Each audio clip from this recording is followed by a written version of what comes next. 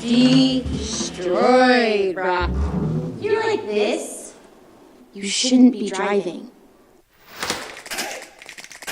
Albuquerque's leader in sports is Pro View. From pros to prep.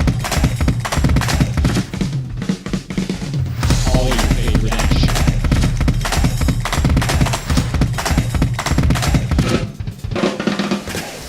All your favorite talk shows.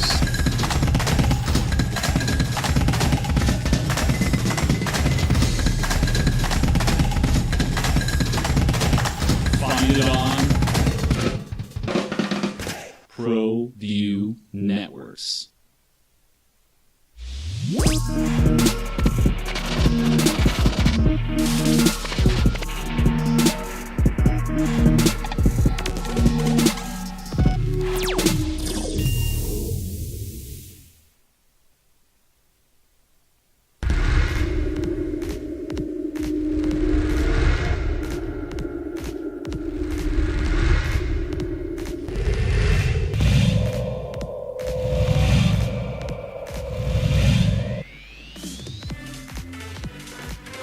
Fake. They have a man. It's a conversion on the fake. It's complete out wide to the big tight end, David Butler. And it's a Rams first down.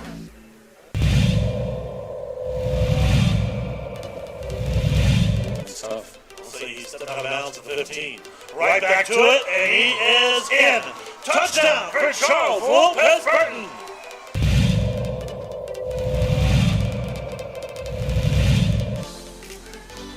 Us has some time. Josiah Mitchell, it's intercepted! Touchdown! It'll go the distance, and Jared Neeshan. Bunch formation to the left. The handoff. The Bears got some room. Up the middle of the 45-40. Foot race to the end zone. Cabrera trying to outrace the battle. Secondary. Yes, drug down touchdown, I believe. That'll be a 70-yard touchdown run, and it is. Cabrera of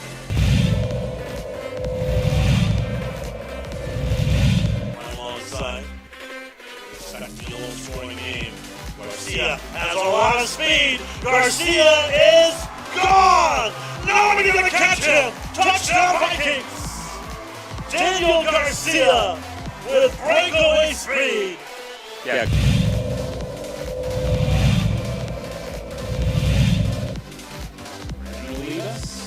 Get the same sort of magic. This time he looks to his right first, then he's looking to his left. He's going to bomb this out there for Moorhead again! Jahari Moorhead! There's a lot of positives for this basketball team off this current stretch. Jamal Baker was really good last night. He had 18 points in 25 minutes, 6 of 9 shooting. All of his field goal attempts were from three-point land, 6 of 9 from deep. You get another double-double out of Nelly Jr. Joseph, 11 points, 11 rebounds. JT Toppin, who, I don't know, freshman of the year so far in this league. I haven't watched enough. I know Colorado State's rolling, by the way, and we're going to get to that. 8 and 7 last night. True Washington had probably his best game so far, right? 10 points off the bench. There's a reason you love to be so deep. We sit around and I get that email, I don't know, 3 or 4 times a year. Where's all the playing time coming from, Jeff? Where's the playing time coming from?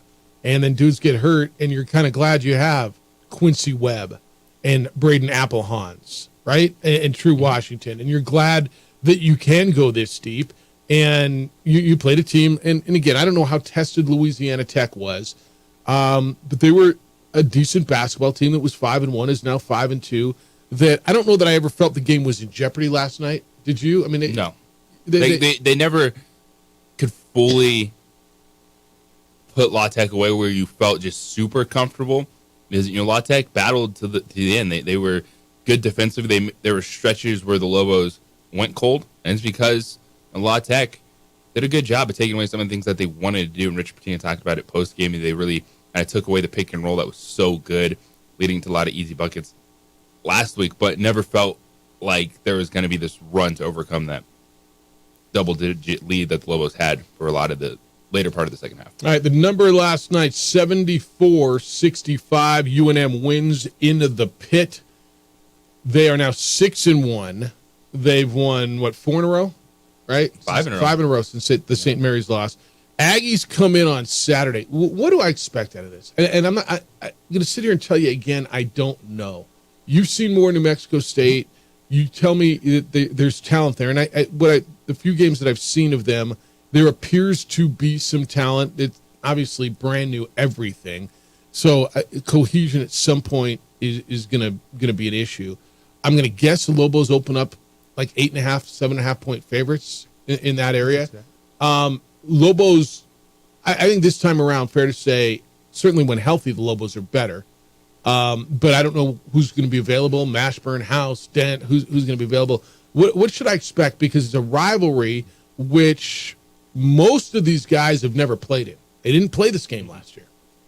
It's the renewal of a rivalry. This is really, in such a sense, this is such a game for the fans, right? Yeah, it's going to be the first taste of this rivalry for a lot of these players. And they're going to notice that early, though, because the energy in that building is going to be different. I think that's right. And so you can ask them, what it means to play New Mexico State. Have you talked about it? The coaches will tell you they're not harping on it. There's just going to be another game, but the players will notice early a difference. Well, I think both coaches probably give a little history lesson, right? What it means, some of the great games. Maybe bring in an ex-player. You just say, and two, these guys are smart enough to go, it's a rival. Yeah. It's your in-state rival. Yeah, and I get that. But I think, yes. But if you came from, and pick wherever these guys came from Finland to California to wherever, right? Yeah, it's cool. It's a rival and it means something. But if you bring in, and I don't know that this is the right move or not, but if you bring in Hunter Green to talk about how much the rivalry still at 58 years old means to Hunter Green. And he played in this thing 32 or whatever years ago, and you'll still remember. And I don't know. I don't know if that's worth it or not, or do you treat it as just another game? There's a little bit of that, but I also think that even if you didn't play in it, if you're a kid from Pickett, yeah, Finland, you just go, hey Mustafa, it's like this is like you playing Sweden. Like, okay, yeah, bit of a rival, international rivalry. Oh, you're from California? Well, USC, UCLA, well, this is our version. Yeah, and it means a lot to these people. And it means a lot. I think this should mean a lot to you. 200 wins. Richard Pitino won his 200th game. He's 41 years old. I think it's quite an accomplishment. Now, obviously, he got an early start as being a head coach. But 200 wins, a hell of a run at 41 years old. 141 wins at Minnesota, 41 at New Mexico, and the 18 at Florida International. And he said on the radio, and I know we said in the press gathering too, that he only remembers the losses. Right, the wins are more of a relief, and that's such a coach. The losses hurt more than the wins. I remember, and you do. I've told you this story a million times, and I'm not pretending to compare myself to that. But when I used to coach AAU, like we won a lot of games, and I've always told you the one game I remember the most, right, was that 1-point loss to that team from D.C. Nationals in Tennessee, where we had them all game, and we drew up the perfect play. And I remember that game more than any game I ever coached, and I coached for a bunch of years, and so I get that. But kudos to him, because I think that's a hell of an accomplishment. It is. Anytime you hit 200, 300 wins in a career, it is very impressive. All right, we're here for you at 505-246-0610, area code 505-246-0610, the Sports Animal phone line, the Sports Animal text line. That's here for you today. Lobo fan, get in on what you saw last night out at the pit. And here come the Aggies. Renewal of this thing. Another game. Good to have it back. How you feeling about the Aggies coming into the pit on Saturday? Because, I mean, you sure felt like, you weren't here last year, DC, but when this rivalry went away, didn't you think like there was a hole? Obviously the story that surrounded why it went away was over-encompassing and took over the whole story. But when it came down to pure basketball, I think people missed the rivalry. Absolutely. It's different in those buildings. Yeah. When New Mexico State are playing. Yeah. So we're here for you on that. It is game day. Dallas Cowboys. Thursday night football. We're going to get into the Cowboys, what they've got to do. Cowboy fan, I know it's a big night for you. Get you the injury report on both the Seahawks and the Cowboys as we go into week 13 of the National Football League. Of course, you'll hear that game right here on your home for the National Football League, the Sports Animal. And when we come back, should he or shouldn't he? 80 days after blowing out his Achilles, a 40-year-old quarterbacking great says, I want to play. Should he or shouldn't he? Next. It's the opening drive on 95.9 FM and AM 610, the Sports Animal, your home for Sunday night, Monday night, and Thursday night football.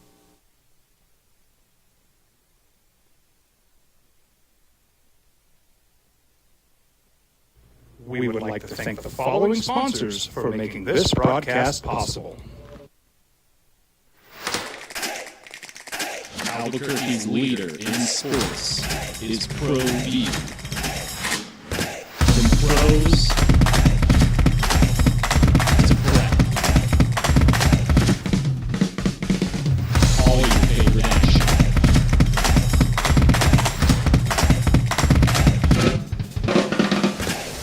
All your favorite talk shows.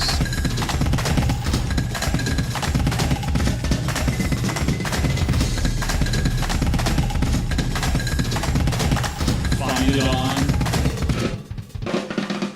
Pro View Networks. Young driver, this one. Hard to get her out. She'd been drinking. This one. Both of them gone. They've been drinking, and he drove clear off the road. This was my family. Drunk driver hit us. And my wife and our daughter, they didn't make it.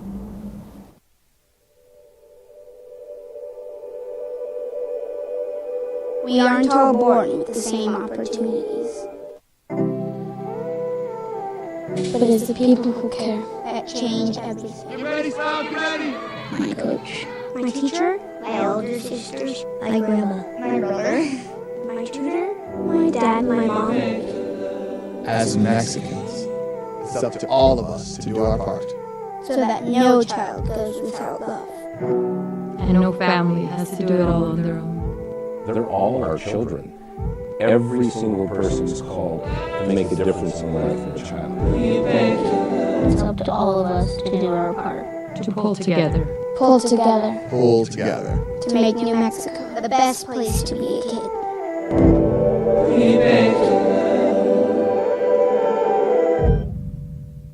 Hi, I'm Steve Sucker here for Dr. Robert Melendez and the Juliet Eye Institute. You may remember me like this, but no more. The glasses are gone. I tossed them months ago because of a brand new procedure from Dr. Melendez known as RLE, Refractive Lens Exchange. The latest technology, the best eyesight I've ever had in my life, and you can check it out by clicking on the link in the description right here.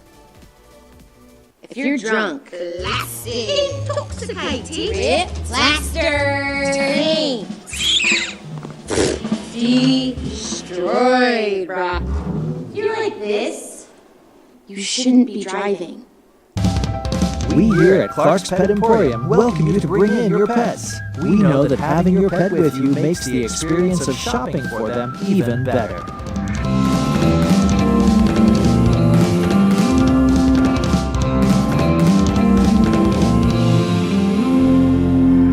And we welcome you to bring your kids also. Clark's Pet Emporium, your pet's second best friend.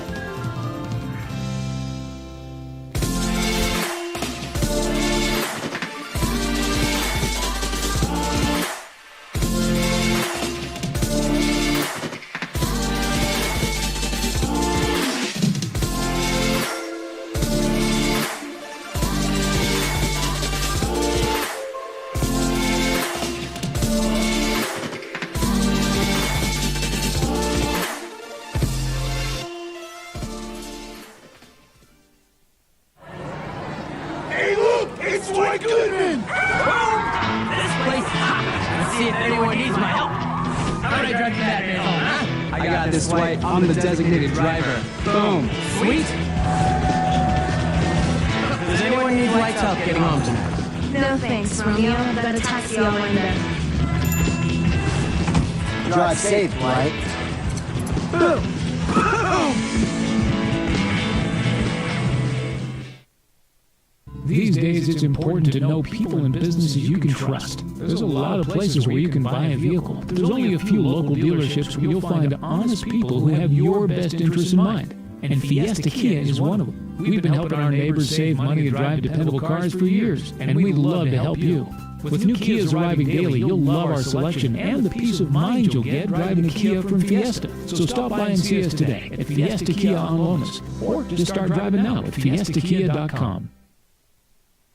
All right, here on the Sports Animal, your home for Sunday night football and Monday night football and tonight football. Cowboys and the Seattle Seahawks. Cowboys relatively healthy. Seahawks probably without running back Kenneth Walker, doubtful, oblique strain. Rookie Zach Charbonnet will fill in for him. They got DJ Dallas as well. The Seahawks have also ruled out their right guard. Phil Haynes will not play, and their defensive tackle Leonard Williams is listed as questionable. So they're banged up a little bit. I haven't even looked. Cowboys by I'll say 6.5. What do you think the number is? Ooh, I saw it. 9.5. All right. Cowboys covered these spreads. Cowboys beat marginal teams. Is that what the Seahawks have become? I do think that. I was wrong. I totally overrated the Seahawks. They've been beat up, and I think Geno's come back to earth.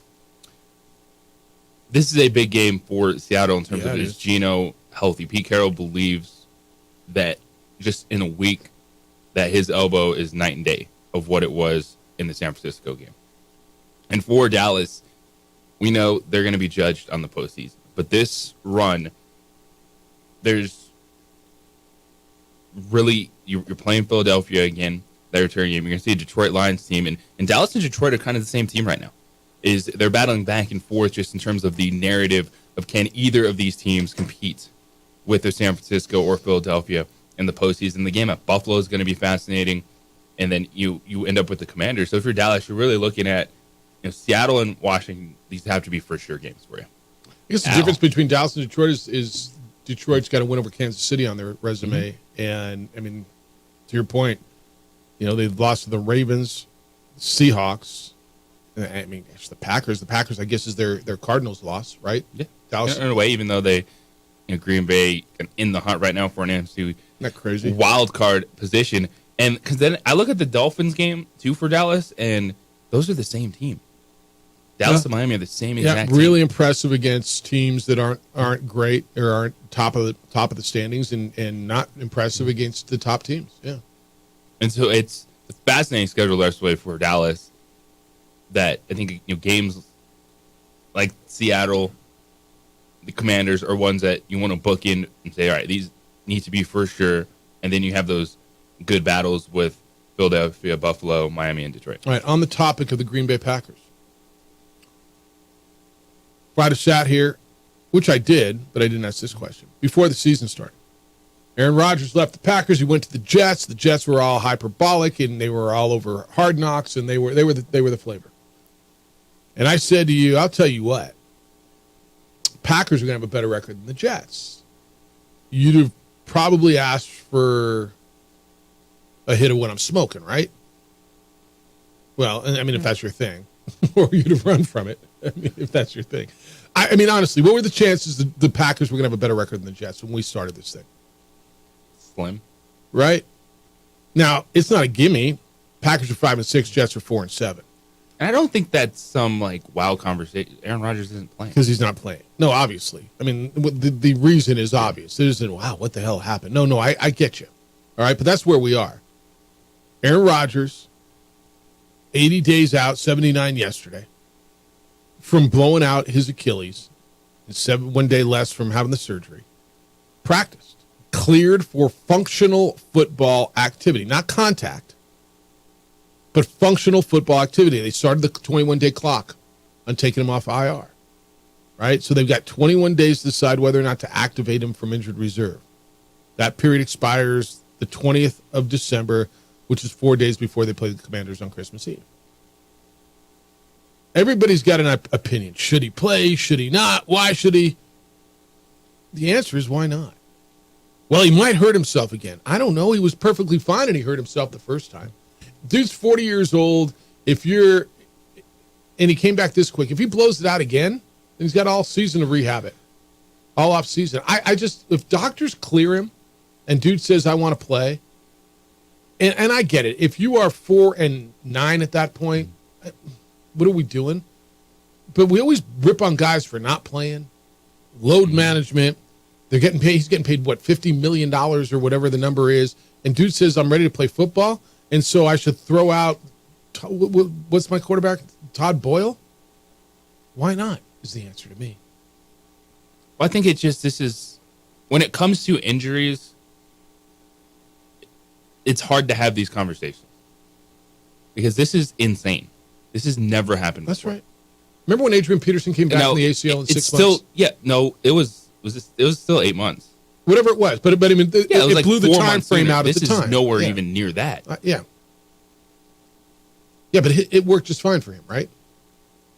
Yeah, but we've seen people come back from knee injuries. No, I get 8 months is way different just astronomically quick.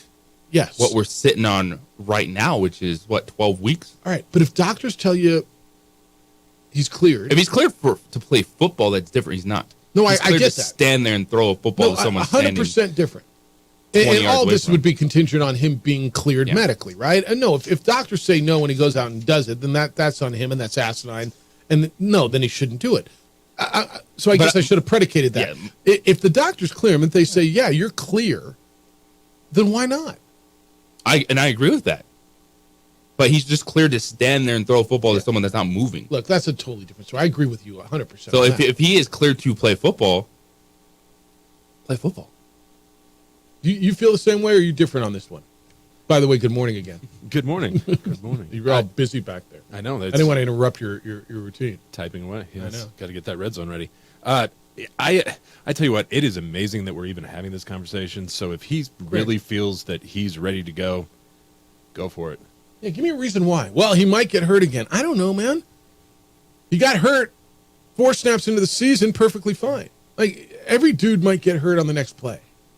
Well, but he's more susceptible. Possibly, but well, whatever. But he's more susceptible to it.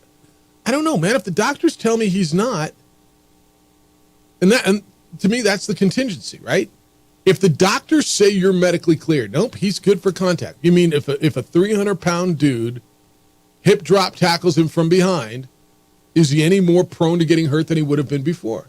And if the answer is no, and dude says, I want to play football, am I throwing him out there instead of Todd Boyle? Look, he makes all the decisions anyway. Like, he's running that damn franchise anyway. It's not Robert Saleh or Woody Johnson or Douglas, the GM. He's making the calls anyway. Well, the way you put it there, it's if a 300-pound guy did an illegal tackle, is he more prone? It's still legal. That tackle's still legal, isn't it? I thought the hip drop was not. No, the hip drop's legal tackle. Yeah, I think it's totally legal.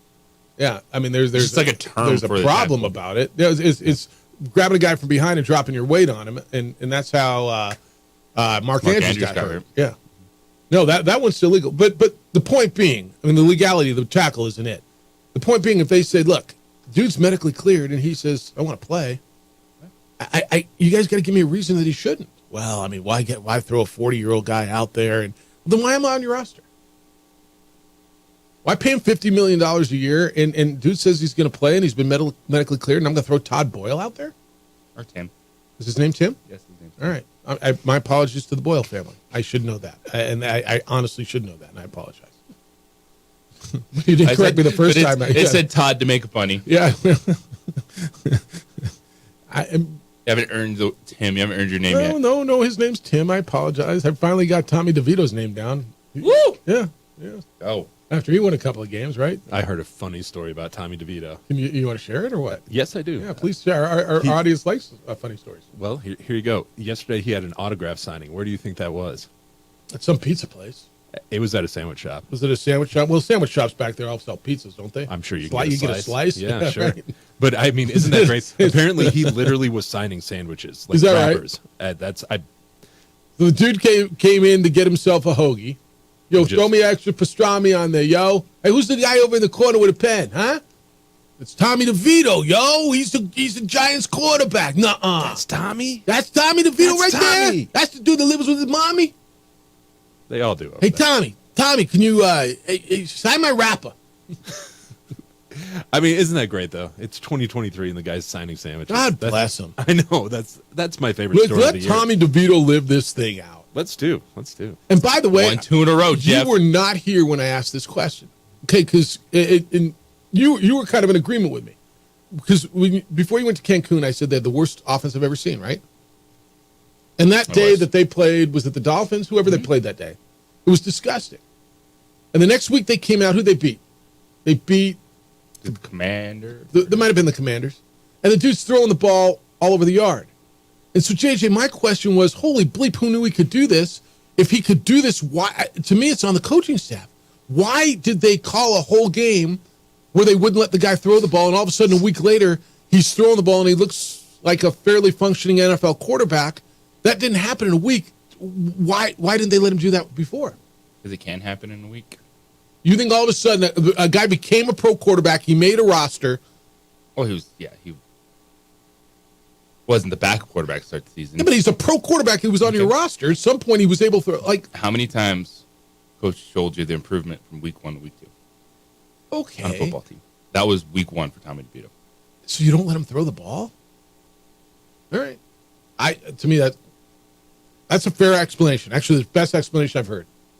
And I'll pause and go, And then I'm going to say, so your backup quarterback got no reps? When your starting quarterback was who was it before that?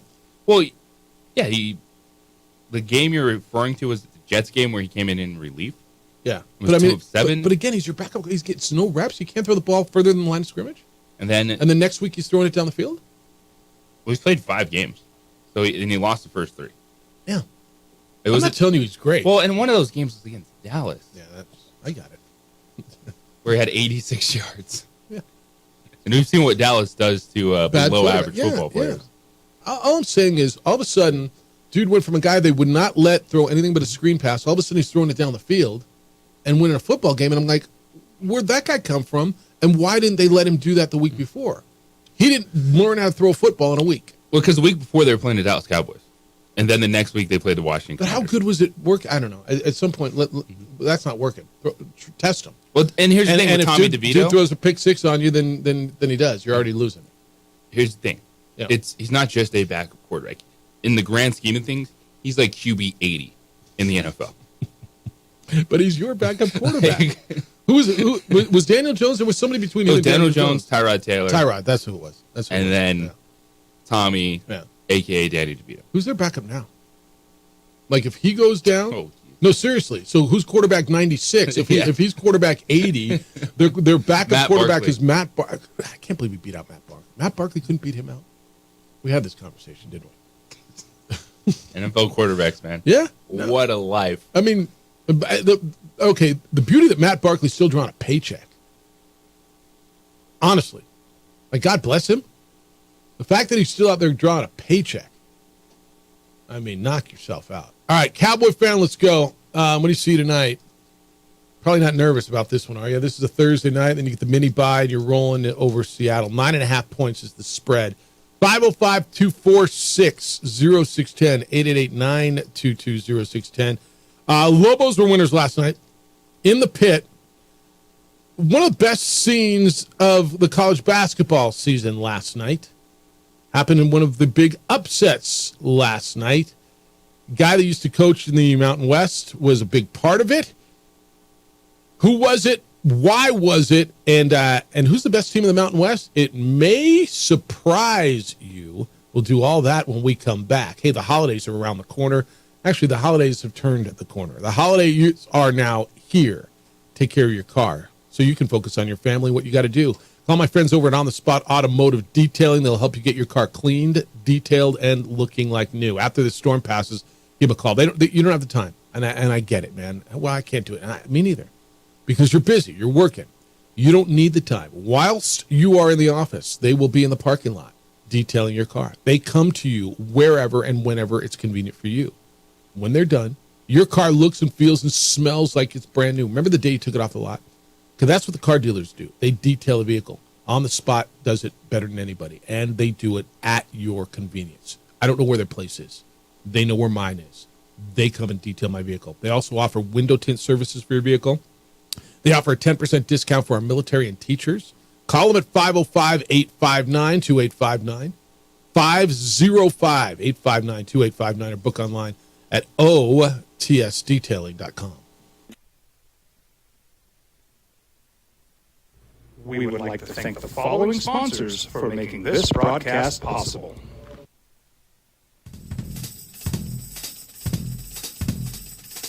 International Protective Services is a proud supporter of ProView Sports and Mexico Youth Athletics. IPS provides residential and commercial security services in the Albuquerque metro area. For more info, please call 505-897-2420 or visit internationalprotectiveservice.com. If you're drunk, classic, intoxicated, rip, plaster, destroyed, bruh. If you're like this, you shouldn't be driving.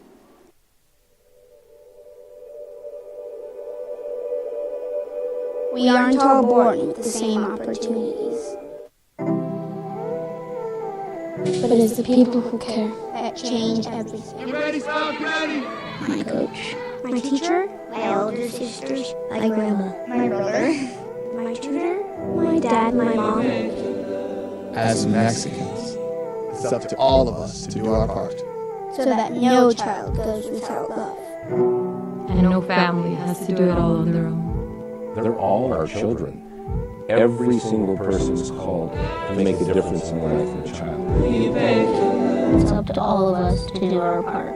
To pull together. Pull together. Pull together. To make New Mexico the best place to be a kid.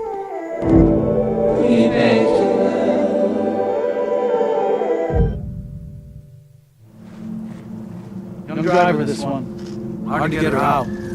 She'd been drinking. This one. Both of them gone. They'd been drinking, and he drove clear off the road.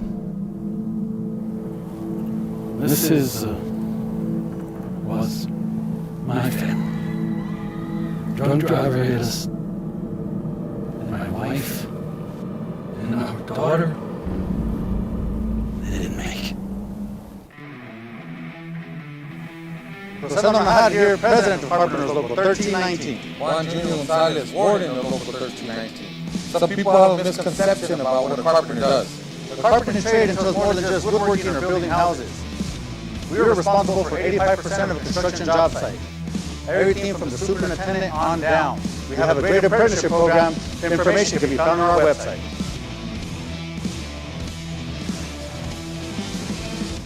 Here at Clark's Pets, we understand your pets. We take meticulous time to find out more about them. Dig deep into their world to understand their needs. We do research for knowledge of each pet, so you can trust Clark's Pets to provide you the best products and service for your pets, because we work hard to understand all of their needs. Clark's Pet Emporium, your pet's second best friend. Hi, my name is Daniel Chavez, and this is my business partner, David Chavez. We are the owners of Indeed Safety. Indeed Safety is a local safety consulting company helping our clients with their safety needs for their projects. Joe Flacco may start for the Browns this weekend. Flacco, baby. Joe Cool. Is that a done deal? Only if DTR does not clear concussion protocol. All right, I'm looking all over the place. I cannot find the answer to, has an NFL team ever had 4 different quarterbacks win a game? Not just start, but win a game in an NFL season. They started out with Deshaun. Did they even start with Deshaun Watson? He did start the season, right? So they traded Joshua Dobbs, which is the greatest part of this whole thing. They started with Deshaun Watson. They went with P.J. Walker for a game, right? John Watson, P.J. Walker, DTR, Dorian Thompson-Robinson. And now they may go to Joe Flacco. And they may make the playoffs.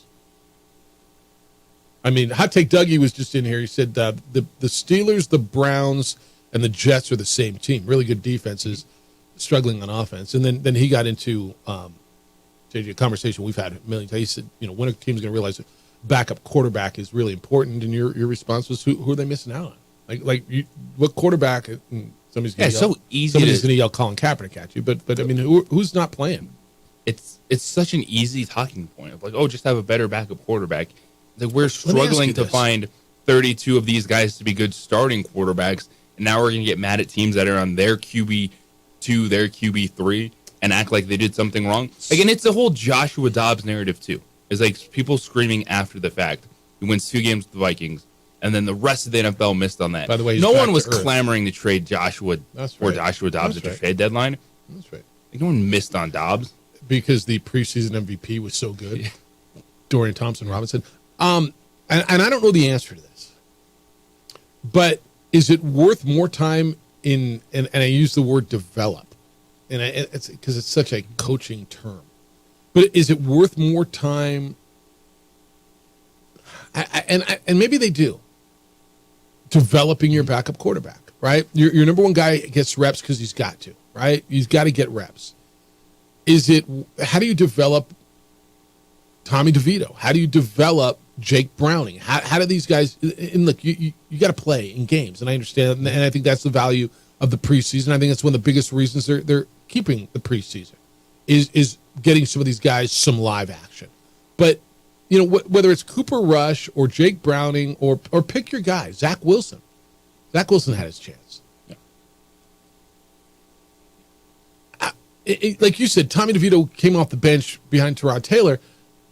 Why can you expect him to throw the ball down the field? Well, I expect it because he's a freaking pro quarterback, right? I mean, I got to believe the number 2 quarterback got reps in during the week, but I don't know how much. How much do you think they work on your number 2 guy? I mean, to his point, I don't think they're missing out. I don't think there's guys, working at UPS that should be pro quarterbacks.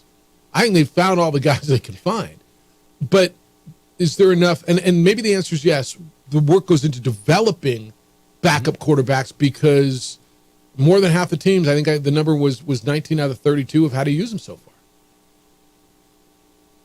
It's a preseason.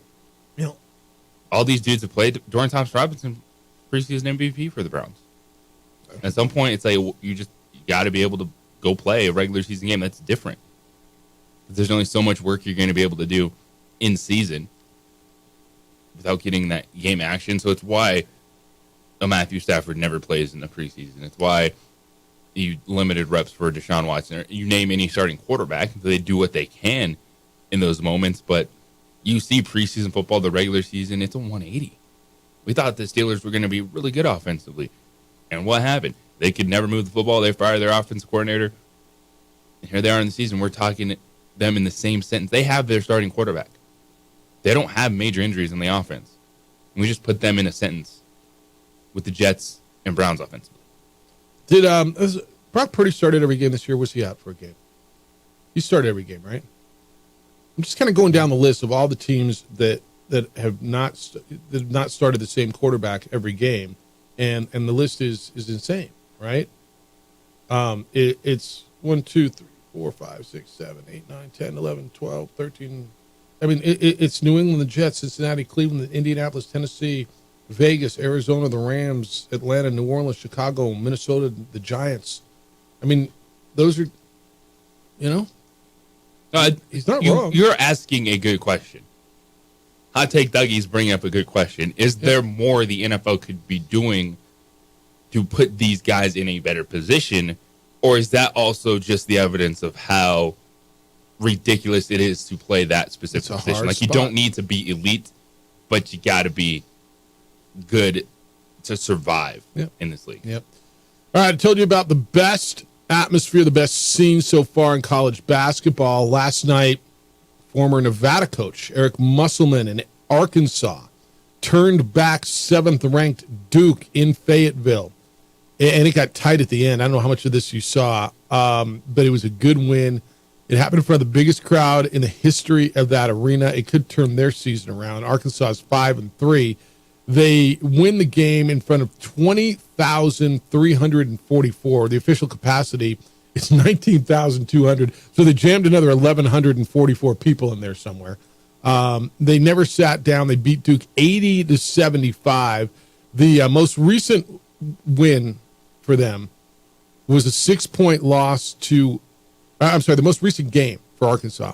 They lost to North Carolina, Greenville, not North Carolina, UNC Greenville at home. And then they came back and beat Duke. That was the scene last night. Did you see any of that? That was awesome. And that's what the SEC, ACC getting together. And you still have some of these conference versus conference challenges, which get you those true road games, which is great to see in college basketball outside of the exempt tournaments that you get on neutral courts, because the atmosphere was great, is what you just laid out. It was full. It was packed. It was a sellout. They stayed there for hours afterwards. It was Wednesday night, so you got people's attention. Yeah. It wasn't a basketball game that got lost. The football. Yeah. Yeah. And you saw it, too, even in the Mountain West Conference with Colorado State and Colorado. That was a fun game and a big win for the Rams. Yeah, Tamron Mark was really, really good for them last night. And there's really good matchups in this ACC-SEC challenge. It's good. I asked you, well, I mean, you know the answer. How many of you, if I asked you, who's the best team in the Mountain West right now? Right? If you watched, it's early. I don't know how much you've watched. I know you'll watch a lot of Mountain West basketball as we get into it. Well, it's New Mexico. Well, I mean, record-wise, it's not. Oh, okay. Well, it's San Diego State. Well, I mean, they got the one loss. They lost to BYU on the road. They're 6-1. I think they're pretty good. Alfred's team, right? They're undefeated. Yeah, they are, but probably not the best wins. Colorado State's ranked 20th in the country. They won last night at home. Big win over the Buffs. They beat and another insane scene at Moby Arena last night. Stormed the court. They won 88-83. They beat a Creighton team who was ranked 8th in the country and didn't just beat them. They beat them by 21 points. They pounded Creighton. They beat Boston College out of the ACC. They beat that Louisiana Tech team you saw last night. Colorado State has got it going right now. They're the best team in the Mountain West Conference. Is Isaiah Stevens the best player in this league? Isaiah Stevens, he is in running for Player of the Year.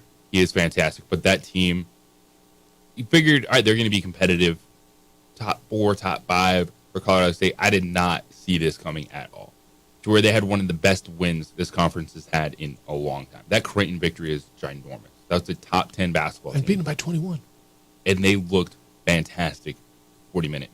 What Colorado State is doing this year is phenomenal, and it's great for the Mountain West Conference. Yes, it is. Because you're looking at, well, Colorado State's that good. San Diego State, their resume, their Ken Palm, their net ranking, everything is going to be good coming in. Louisville really should good. be a top 100 team by the time you get to conference. When does Ken Palm start? Ken Palm it's now. When does it matter? Like, when does it start to form? Well, it's formed. Like, their rankings that. Let me give you the top of your league. Because the top of your league, I mean, look, there's some things happening right now. Nevada is undefeated, 5-0. Their best win was against Washington on the road. They beat the Huskies 83-76, and Steve Alford's team is 5-0, and he's got them in a really, really good place. San Diego, are you looking at them now? Yeah, there's 4 Mountain West teams in the top 50 right now. So where's Colorado State's got to be the highest, right? No, it's San Diego State. What are they? So San Diego State's 18. All right, and San Diego State's resume at 6-1. Their one loss was a true road loss at BYU. They've got wins over St. Mary's, Washington, and Cal. So they have the Creighton game is the best win so far, but overall San Diego State still has a better adjusted non-conference strength schedule. So it has them 18. Colorado State is 25. Nevada is 48, and the Lobos are 50. All right.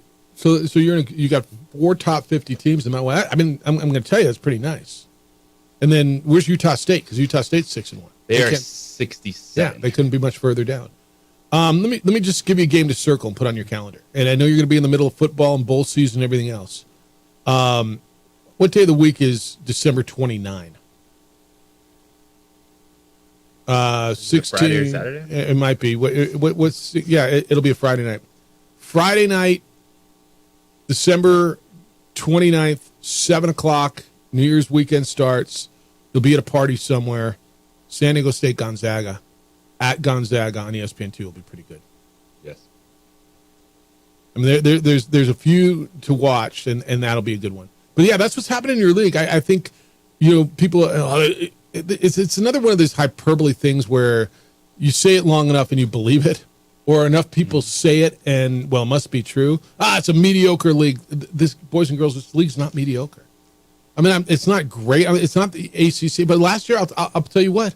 Didn't they get more teams into the tournament last year in the ACC? They got 5 in last year, right? I think they got more in the ACC. Colorado State's good. Nevada's good. New Mexico's good. San Diego State's good. I'm starting to buy into Utah State being pretty good. Their one loss was to Bradley. They beat St. Louis, which was a nice win. They got to go out and beat someone. You know who's sneaky decent? It's one of my favorite terms. And they're like on everybody's schedule. UC Irvine. UC Irvine won at USC, beat USC at the Galen Center by 10. They beat a lot of the teams the Lobos beat. Toledo, Rice. They played in that same turn. Pepperdine. I wish the Lobos would have got them there, but I know they're going to be in the pit. They'll be in the pit on the 20th. UC Irvine's 65 right now in Ken Palm. I'm just telling you, people see them on the schedule. They beat New Mexico State. They got SC. They play San Diego State. They play Utah State. Just a sneaky, decent team that don't sleep on that. They're probably the best team in the Big West, and I know they're going to show up on a lot of schedules, and you're going to go, what? Why do I care? And tournament time, just take a look at them, because I love what they've done. They've gone out and give themselves a schedule, right? San Jose, I mean, they might as well be in this league. They're playing San Jose State. They played New Mexico State. They play San Jose State, San Diego State, New Mexico. They're testing themselves, and I appreciate that. All right, 505-246-0610. 8:30 this morning, looking forward, and I'm excited about the conversation. Jerry Palm, CBS Sports, will be with us. He's got his bowl predictions out. It is championship weekend in college football. It could be clean. It could be chaotic. We'll go through a lot of the what-ifs with Jerry Palm coming up at 8:30 this morning. I know you read him every day over on CBSSports.com. When we come back, there's a lot going on in the National Football League, including happy birthday to your quarterback. Your quarterback. How's he feeling? How old is he? And has he turned the corner again? It's the opening drive on 95.9 FM and AM 610. The Sports Animal, your home for Sunday night and Monday night and two-night football. We would like to thank the following sponsors for making this broadcast possible.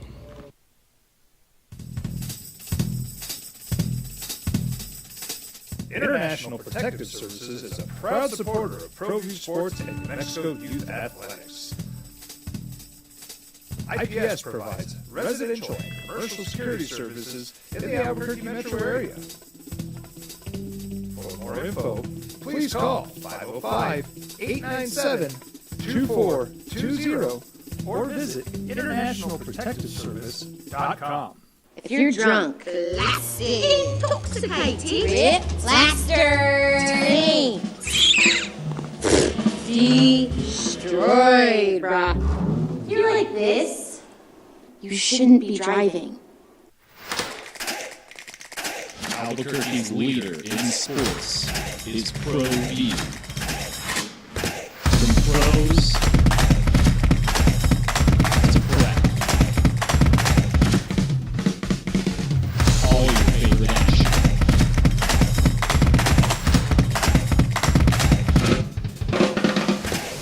All your favorite talk shows.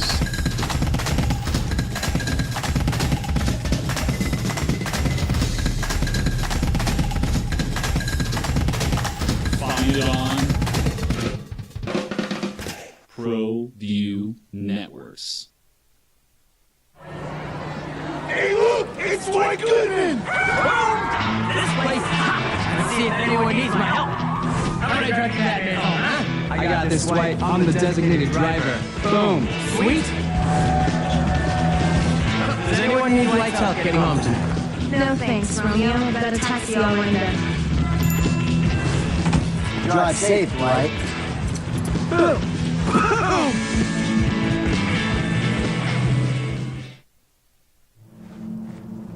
Young driver, this one. Hard to get her out. She'd been drinking. This one. Both of them gone. They'd been drinking, and he drove clear off the road. This was my family. Drunk driver hit us. And my wife and our daughter, they didn't make it. We here at Clark's Pet Emporium welcome you to bring in your pets. We know that having your pet with you makes the experience of shopping for them even better.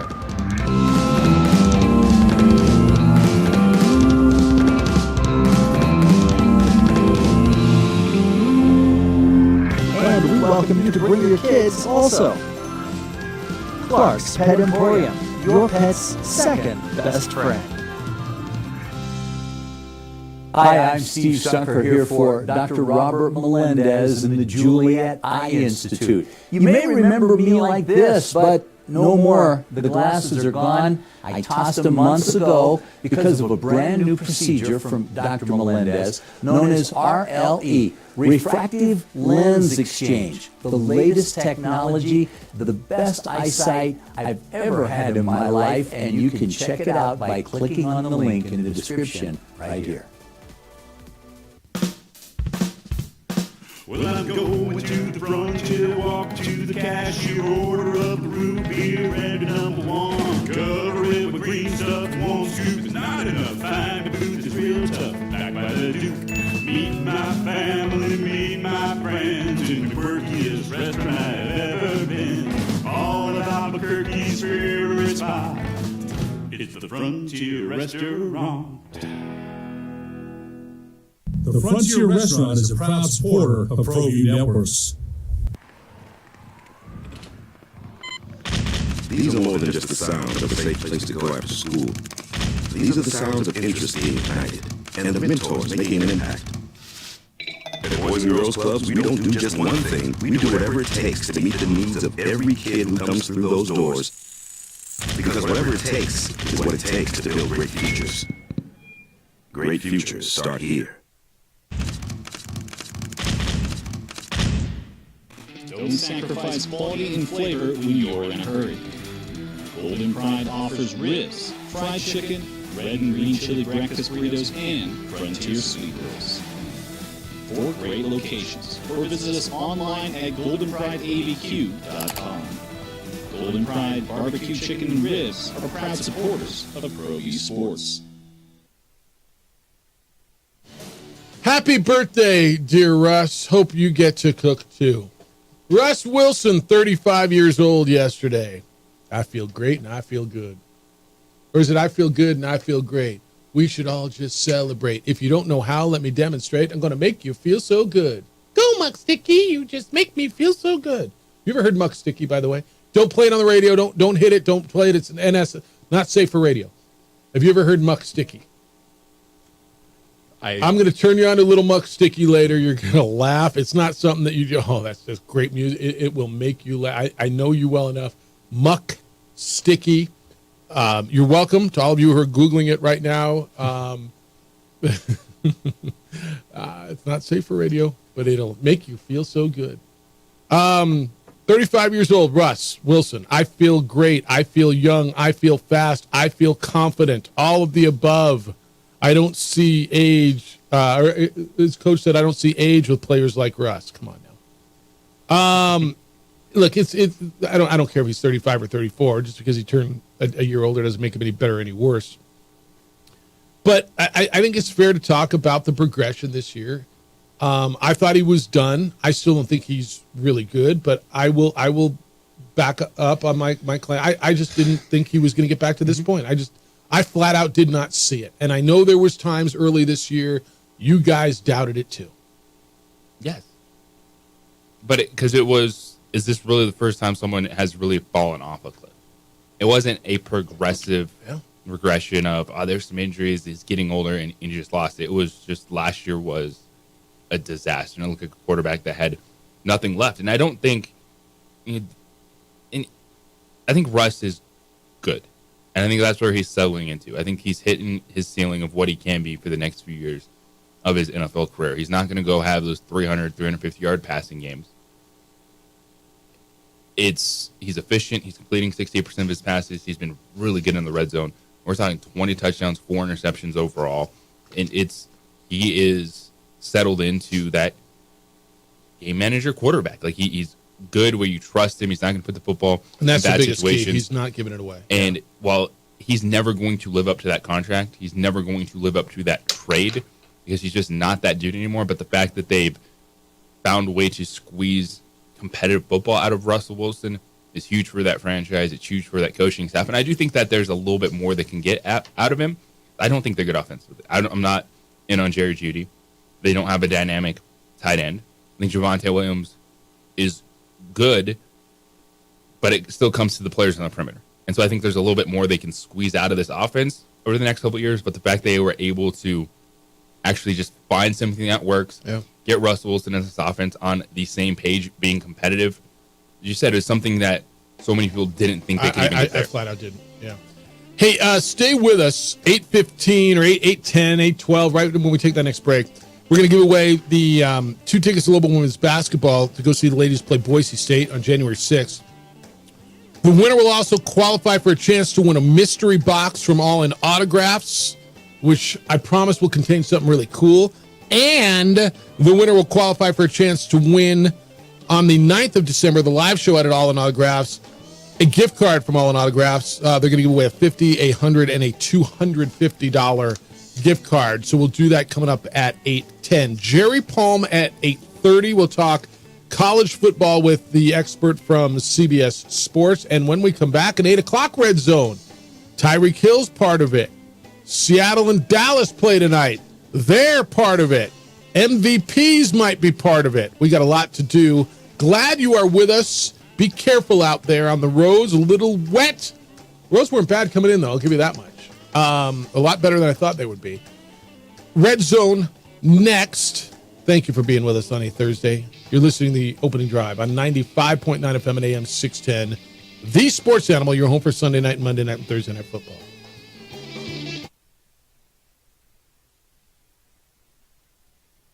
We would like to thank the following sponsors for making this broadcast possible.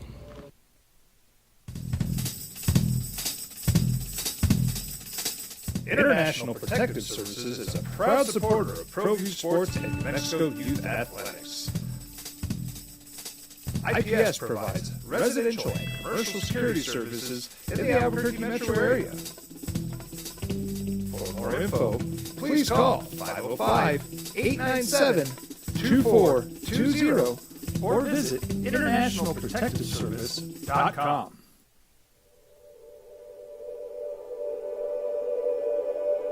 We aren't all born with the same opportunities. But it's the people who care that change everything. You ready, Scout? You ready? My coach, my teacher, my older sisters, my grandma, my brother, my tutor, my dad, my mom. As Mexicans, it's up to all of us to do our part. So that no child goes without love. And no family has to do it all on their own. They're all our children. Every single person is called to make a difference in the life of a child. It's up to all of us to do our part. To pull together. Pull together. Pull together. To make New Mexico the best place to be a kid.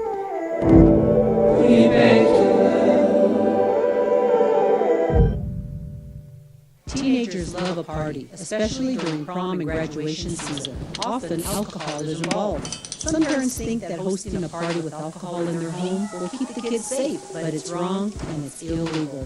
As a parent, to allow your teenagers, underage friends to consume alcohol on your property is a felony. Parents who host lose the most. Don't be a party to teenage drinking. This is a program of the Drug Free Action Alliance. For more information, go to burnco.gov/do-not-host.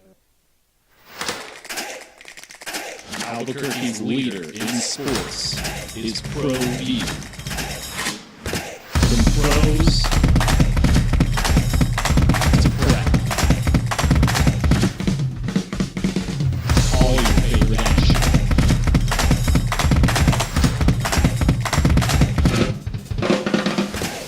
All your favorite talk shows.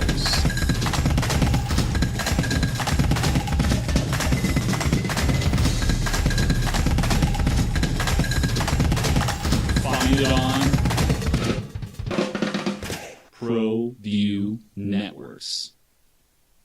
ProView Networks would like to thank the following sponsors for making this broadcast possible. Hans Weller Automotive, German car maintenance and repair in Albuquerque, New Mexico. Call 505-294-7684 or visit hanswellerauto.com. Hi, I'm Steve Sunker here for Dr. Robert Melendez and the Juliet Eye Institute. You may remember me like this, but no more. The glasses are gone. I tossed them months ago because of a brand new procedure from Dr. Melendez known as RLE, Refractive Lens Exchange. The latest technology, the best eyesight I've ever had in my life, and you can check it out by clicking on the link in the description right here.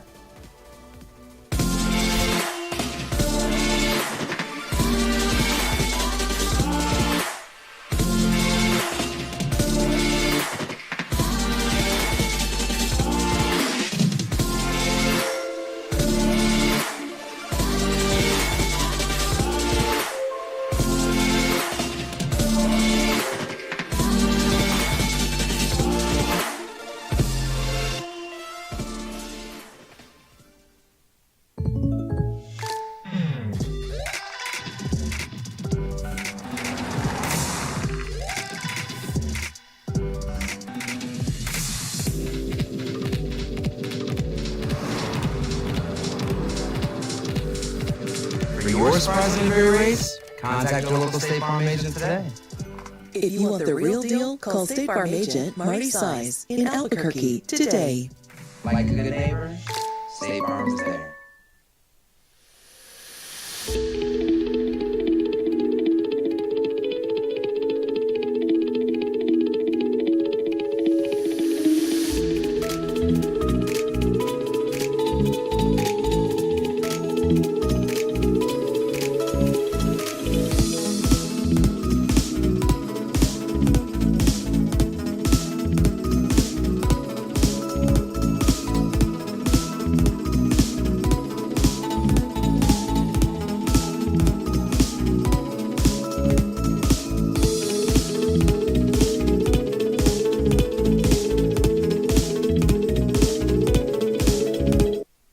This conversation in the next segment. Can I tease you the next segment topic? Absolutely. Auburn fan. Harder loss to get over. Losing to New Mexico State the way they lost or losing to Alabama the way they lost. That's next segment. We can have that conversation. You want to go in the red zone now? Yeah, let's see. Go. How much you want to make a bet I can throw a football over the mountains? Are you crazy? I'm saying you're a football player. Oh, yeah. I'm gonna Tom Brady this game. You're in the red zone with Jeff Symbieta and JJ Bach. Let's go, baby! It's first and goal. All right, Tyreek Hill and the Dolphins are awesome. I don't know if you've been watching Hard Knocks, but it really has been great so far. And the Cheetah is regularly making comments that are worth discussing, which is also quite fun. Right now, Miami is 8-3, and despite all the hype around their offense, they still have a long way to go before they can call themselves champions. However, Hill thinks it's certainly a possibility. We got the perfect team to do it, he told CBS Sports yesterday. The way our head coach prepares us each and every week, man, it's next level. And he keeps each and every one of his guys in tune with the game plan and how we keep attention to detail each and every week. So it's a beautiful thing to see the way we practice, the way we play for one another is something I've never seen before in a team. Then he went on to say, I won a Super Bowl, and I feel like this is probably the better team than when we won a Super Bowl back when I was on KC. So what do you guys think? Are the 2023 Dolphins better than the 2019 Super Bowl champion Kansas City Chiefs? So who are we to doubt what a man who's played on both teams says? I mean, his perspective is obviously something that I don't have, you don't have, none of us have, right? Very few have. He might be the only one who actually has that unique perspective, and so I will respect it. But if you're from where I sit, No, and the reason is the Kansas City Chiefs won the Super Bowl, and the best win that this team has is probably over the Broncos, right? And so until they go out and get a best win, let alone win a Super Bowl, I don't know that I can sit here and say that this Dolphins team is better than that team that won the Super Bowl. Again, I respect what he says. My opinion from my seat would be no, but listen to what he says. I mean, look, he's got the perspective that I don't, but my answer would be no. These two teams are a lot closer than I think people realize, and I think it's hard to pull yourself out of the fact because of what you just said. Well, I just watched Kansas City win a Super Bowl.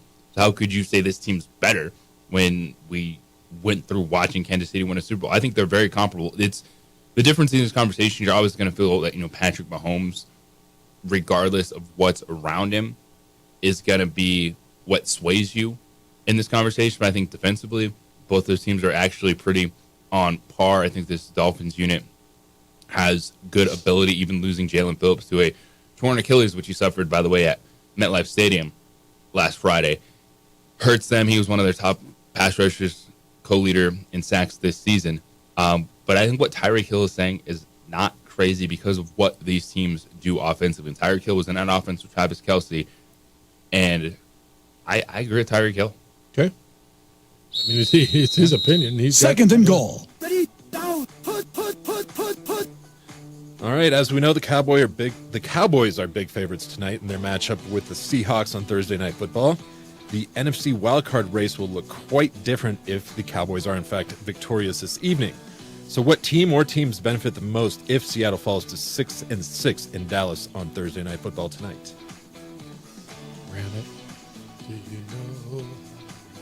Well, the answer is just the teams right behind them. Yeah. This is a pretty LA. This is a simple one. If the team in front of you loses, the teams right behind you benefit. So you say it's Minnesota, it's Green Bay, and it's Los Angeles Rams. It's the teams that they're chasing. But and San Francisco a little bit, I guess, too, right? Because but I don't think San Francisco feels threatened by Seattle. They're two Seattle's games in 1-3 in the division, right? And they're struggling winning, and I think Seattle's going the wrong way. Seattle, this is a huge game for Seattle. A huge game because they got the next 2 weeks? They got the Niners and the Eagles after this. I mean, this is a stupid stretch. Cowboys, Niners, Eagles. And by the way, last week they played the Niners. So this is such a big game for them. But yeah, it's the Rams, it's the Vikings, and the Packers. Third and goal. All right, and we sorry about this. I didn't look at it, and I didn't mean to steal it from you. It's all good. It's natural to ask that question. So Dak Prescott is having a year. He has 70% completion rate with 2,935 passing yards, 23 touchdowns, and most importantly, only 6 interceptions and 1 fumble lost. So I'm starting to hear fans and members of the media talking about Dak Prescott in that MVP conversation. So what do you guys think? Should we be talking more about Dak, the potential MVP? In the conversation, but again, I mean, it comes back to you got to beat someone. Man. They got to start beating teams. Is this one? I don't know. If they beat this team, they go to 6-6. They got to beat the Lions, the Niners, the Chiefs, the Eagles. I mean, somebody. Yeah, he's having a good year, and the biggest thing is the same thing we just talked about with Russ. He's not turning the ball over. 23 touchdowns and 6 interceptions. He looks in command. But if you're going to ask me, is he more valuable than Patrick Mahomes or even Brock Purdy or, hell, C.J. Stroud or Jalen Hurts? I'm going to argue he's not. If you want to put him in the conversation, I don't have a problem right now in Week 13. But he's got to do more. He is absolutely in the conversation. He's not a top 3 player in the MVP race right now. But when you start putting that list together, if you're talking about Tua, then you have to be talking about Dak Prescott. If you look at the other quarterbacks, to your point, I think Jared Goff. I would have Jared Goff behind Dak and Tua right now. I would, but okay, it's fair. That pecking order. Yeah. Because you beat the Chiefs early, that's cool. You've also turned the football over 6 times the last 2 weeks. He has the last 2 weeks. Yeah. And so those are things that take you down a couple notches. If we're just talking about who's the most valuable player in the NFL, like for me, I would have Tyreek Hill above Tua in Dak right now. And even in the AFC, there's not like Lamar's having a good season. I don't think he's having an MVP season. Like numbers, I totally agree with wow that. You. But yeah, you start. Let's get off the quarterback train for a minute. I mean, honestly, let's get off the quarterback my train. leader right now is actually Tyreek Hill. I don't know that I've got a huge problem with that. And then I've Brock Purdy. I think has to What be in the about top McCaffrey? 3. I mean, if you're asking me who's the best offensive player, and it always goes to an offensive guy, Chris McCaffrey's having the best offensive season of anybody in the NFL, is he not? Yesterday they had a poll on Bleacher Report about that very thing, and he took 44% of the poll. If you're asking me to vote right now for MVP, he's my guy. It doesn't have to be a quarterback. I know we've turned it into a quarterback award, but it doesn't have to be. Yeah, Tyreek Hill, Christian McCaffrey, 4th and Brock goal. Purdy. Did I stutter? Beer me. All right, Tom Brady keeps talking. He's not backing off his recent comments about the current state of the NFL. This time he went on about the impact of coaching and coaching changes. So this kind of started a conversation online that caught my attention. I just kind of want to see where you guys were. Would the top current coaches in the NFL dominate the game 30 years ago? And then kind of went on to, would the coaches from 30 years ago dominate today? And how would innovative guys like Bill Walsh and the West Coast offense do in the current modern NFL as we see it? It's such a okay. You can't compare eras, right? You just like but you can, if that even makes sense, right? You're playing. It's a different game. If you're going to tell me Bill Walsh couldn't, if he was alive today, wouldn't be one of the innovators with his mind, everything that these guys are doing now is based off of what he did then and built on it. So of course Bill Walsh would be a freaking genius now. Don Shula would be a freaking genius. And I would like to believe that these guys back in that day would be leading the way as well. But everything that Mike McDaniels and Sean McVay and all these guys are doing now, and look, I give them a lot of credit. Everything evolves. You keep building on it. Remember when the brick cell phone was great? Oh my God, can you believe we can make a phone call out here? Well, now you're carrying a computer around in your pocket, right? Well, this was built on that technology. These guys have taken what those guys did and built on it. What they did was take on what somebody else and built on it. Absolutely. Those guys would they dominate? I mean, they were geniuses at the time, and I think they would be geniuses now. They'd have all evolved. They wouldn't take their antiquated ways into 2023. If they were brilliant football minds then, they would be brilliant football minds now. And I got to believe these guys back in the day would have been leaders as well. A lot of it comes down to the way the game is played. Like Mike McDaniel, you drop him in to the 70s or 80s. When quarterbacks were getting hit. Well, and everyone was getting hit. Yeah. Like Tyreek Hill's not running free. Yeah. Now you might be able to run past everyone. Oh, that's right. And I think like Air Coryell type of stuff that we saw in the 80s. So that's what you'd get from some of these guys. It's just about what you're allowed to do is more so than if these guys could coach or not.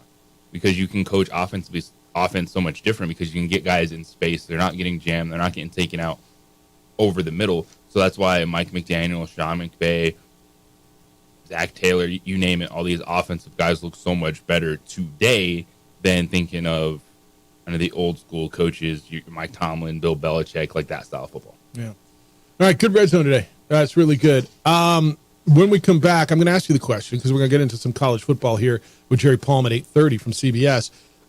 Tougher loss if you're an Auburn fan. The way they lost to their rivals, the way they lost to New Mexico State. I mean, how? And the answer is probably yes, but I want to get into that a little bit. I want to give some stuff away, though, at 505-246-0610. If you're the caller number, what caller you want today? Caller number 3? Oh, that makes it easy.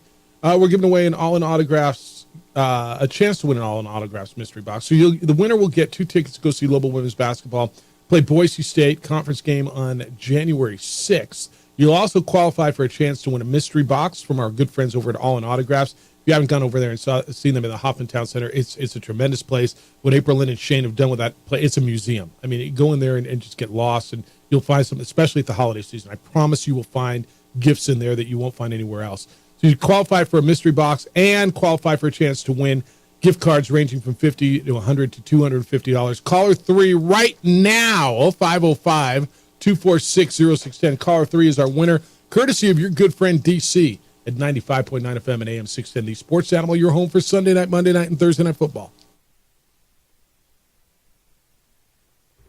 We would like to thank the following sponsors for making this broadcast possible. Albuquerque's leader in sports is ProView. From pros to prep. All your favorite action.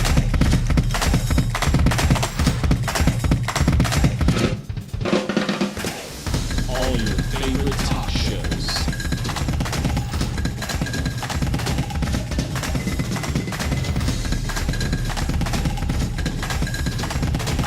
Find it on ProView Networks.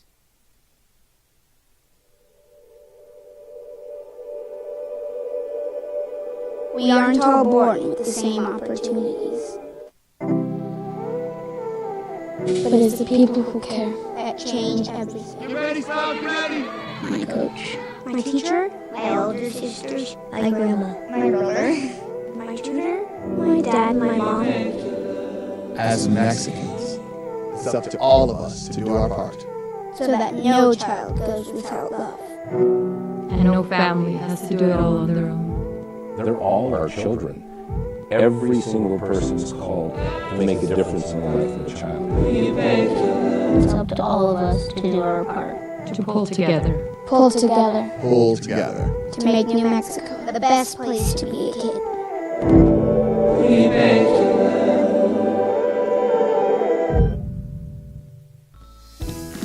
Hi, my name is Daniel Chavez, and this is my business partner, David Chavez.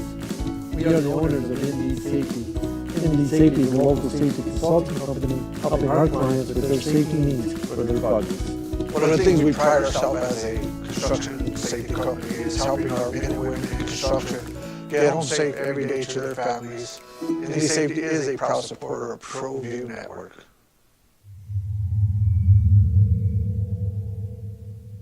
Teenagers love a party, especially during prom and graduation season.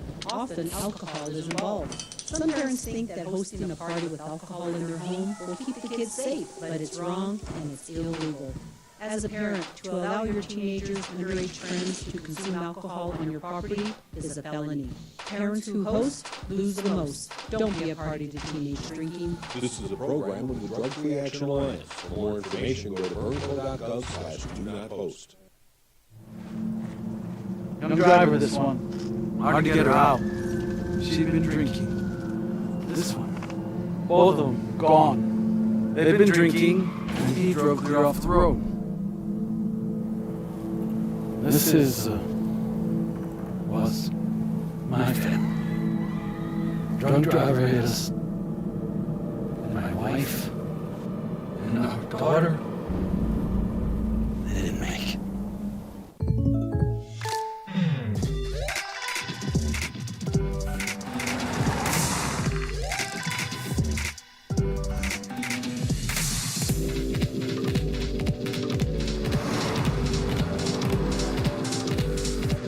For your surprise injury race, contact your local State Farm agent today. If you want the real deal, call State Farm agent Marty Size in Albuquerque today. Like a good neighbor, State Farm is there. Hey, look! It's Dwight Goodman! This place is hot. Let's see if anyone needs my help. How about I drive you back home, huh? I got this, Dwight. I'm the designated driver. Boom. Sweet. Does anyone need Dwight's help getting home tonight? No thanks, Romeo. I've got a taxi all lined up. Drive safe, Dwight.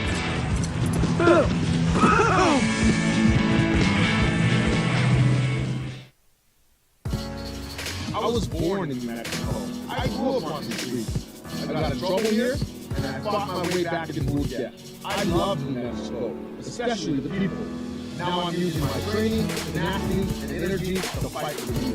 I'm not a Hokie, lawyer, fighter, and New Mexican. I was a local athlete here in New Mexico, so I'm proud to support your local athletes.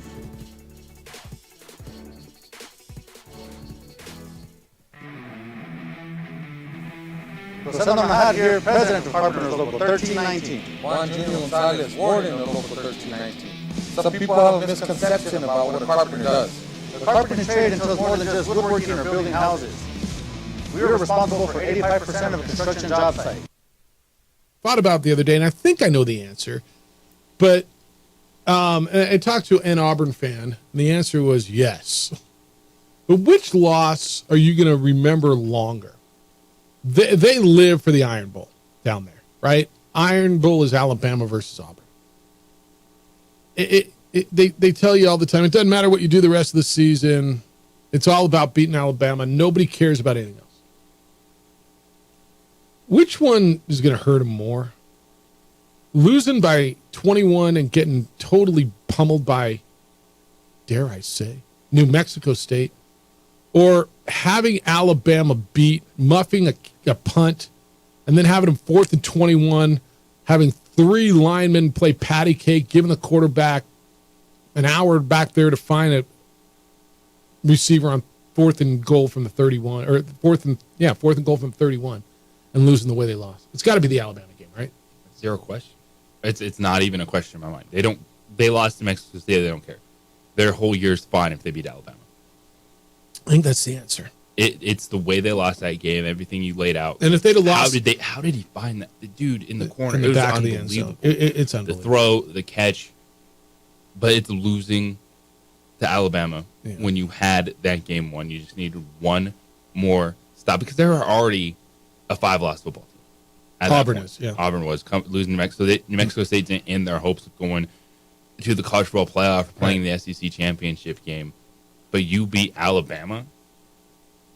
That's different for you. I think you're right. And by the way, the whole college football world, and certainly the system, was fired up because that would have eliminated Alabama. So even if Alabama with 2 losses would have beat Georgia this week, well, they'd be SEC champs, yeah, but they're not getting the playoff. I mean, the whole system, it would have been a lot smoother if Hugh Freeze, I don't know, puts a little pressure on a quarterback. By the way, I'm just going to drop 8 and let that guy sit back there all night. At some point, he's going to find someone to throw to, right? That one hurt, though. I mean, that one hurt. All right, you're in on the text line. It's 505-246-0610. This says, Lobo football hire. The transfer portal opens Monday. I have a hunch that Eddie will introduce the coaching hire at halftime of the basketball game between the Lobos and Aggies on a Saturday. I'm going to tell you, ideally, that would be right. I don't have that hunch. Do you? No hunches right now. You're hunchless? Mm-hmm. Okay. Yeah, I mean, nothing's going to surprise me with this. And Eddie does these pretty well and pretty stealth. And, he's not going to go out and talk a lot. And everybody's going to have stuff on the internet. And there's going to be rumors and names. And I like Matt Wells. No, I like Gary Patterson. No, I like Jim McElwain's name popped up yesterday. No, I like, what was the name you gave me? What was her name? Megan, was it Megan, right? Megan Roseberg. Megan Roseberg. I like Megan, right? And Eddie's like, what was the last thing he said when he was with us Monday? Do you remember the last thing he said before he hung up? He said, don't believe everything you read. That was the very last thing he said before he got off. And that's one of those, and I tell people about the bowl predictions too. Well, I thought we were getting this team, but I don't believe everything you read. Right? I mean, and everybody's got a pen, a microphone, an outlet. Everybody needs the content, so I understand that. But I would be a little surprised. I'm not shocked. Nothing's going to shock me in this thing. I didn't hear a lot of noise yesterday, and I'm not going to lie to you. I mean, it's that time of year where I just get buried. So I'm not doing a lot of external stuff outside of bull stuff right now. Did you hear anything that made you go yesterday? No. Okay. Mean Machine's in. He said, reply to Marty. Jeff, he asked a question. Mean Machine has much more succulently for years. What? Should that be succinct? What? I don't know what this says. Where the snap's going to come from? Once Cody Hopkins, does that mean Dylan Hopkins? Yes. Was signed. Barring injury, there wasn't going to be room under center for Dampier. What's the question? Oh, okay. Basically, Marty called in at the end of the show yesterday, and he said Devin Dampier, the freshman, should have been playing more, and he should have got all the snaps, and he was better than Dylan Hopkins. And I'm not sure I think he was better than Dylan Hopkins, by the way. I did hear Devin Dampier on Channel 4 talk about both him and Ja'Cory Krosky-Merritt, and good get by, I believe it was Lauren Green, to go talk to those two young men. And they said they're waiting to see who the new coach is and the new staff before they decide what to do with the portal. I think for Devin Dampier, he sees a situation where, dude, if he stays, he's probably the starting quarterback at a Division I school next year. Where if you transfer, I mean, I guess you could pick a spot and say I got a pretty good shot to be the starting quarterback. But those two guys are the guys next year if they stay. Yeah, and it seemed like a no-brainer with Danny Gonzalez, Brian Vincent, that Devin Dampier would be QB1. I think there's a little bit of doubt because we see so many times coaches bringing a new have a quarterback that comes with them. Maybe it's even the backup from their last place that comes in and ends up being a starting quarterback. I think Devin Dampier is the leader in the clubhouse, of course. What you saw from him, his playmaking ability, and because this is the kid, it's as simple as the one thing I will agree with, kind of referencing Marty's call yesterday, of sometimes people get caught just doing something because it's the way it is. Devin Dampier was 2 inches taller. This dude's playing at a Power 5 school. That's probably right. But he's not. And so he's here, so he has a fantastic opportunity for Lobo fans to hopefully watch him continue to develop. But and I appreciate the mindset, because it's not easy to do, just to sit back and wait when you're just looking around and you see everyone else making their decisions, going in the transfer portal, just putting their name out there. It doesn't mean that you're officially gone, but your name's in the portal. You're getting started. You're going to start getting contacts, start getting offers from people. And so to be steadfast to say, hey, I'm going to wait and see with what Dampier, Ja'Cory Krosky-Merritt are doing, that's not easy to do. So I appreciate that from them. All right, when we come back, we're going to get into the full college football slate. Jerry Palm, you read him every day over on CBSSports.com. He's one of the gurus on CBS Sports. He's going to be with us. It is championship weekend. I'm going to throw a lot of scenarios at him, because by Sunday afternoon, you will know who's in the college football playoff and what the Bulls all look like. It's the opening drive. Jerry Palm's next on 95.9 FM and AM 610. The Sports Animal, your home for Sunday night and Monday night and Thursday night football. We would like to thank the following sponsors for making this broadcast possible. Albuquerque's leader in sports is ProView. From pros to prep, all your favorite action.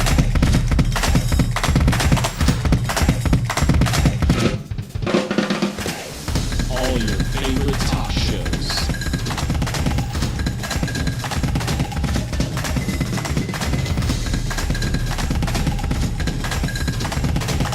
Find it on ProView Networks. Young driver, this one. Hard to get her out. She'd been drinking. This one. Both of them gone. They'd been drinking, and he drove clear off the road. This was my family. Drunk driver hit us. And my wife and our daughter, they didn't make it.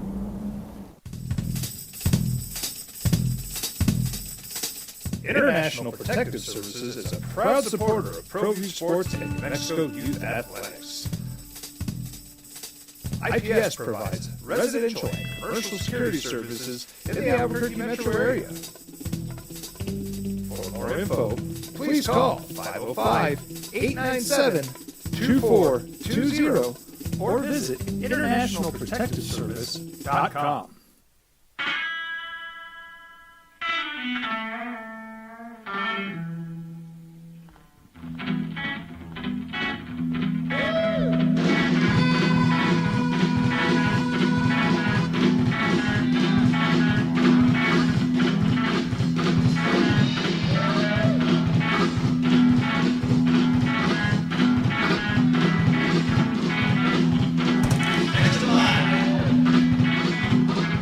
Rudy's is a proud proud supporter of ProView Networks. I was born in Mexico. I grew up on the streets. I got in trouble here, and I fought my way back and moved out. I love New Mexico, especially the people. Now I'm using my training, tenacity, and energy to fight for the youth. I'm Adam Oakey, lawyer, fighter, and New Mexican. I was a local athlete here in New Mexico, so I'm proud to support your local athletes.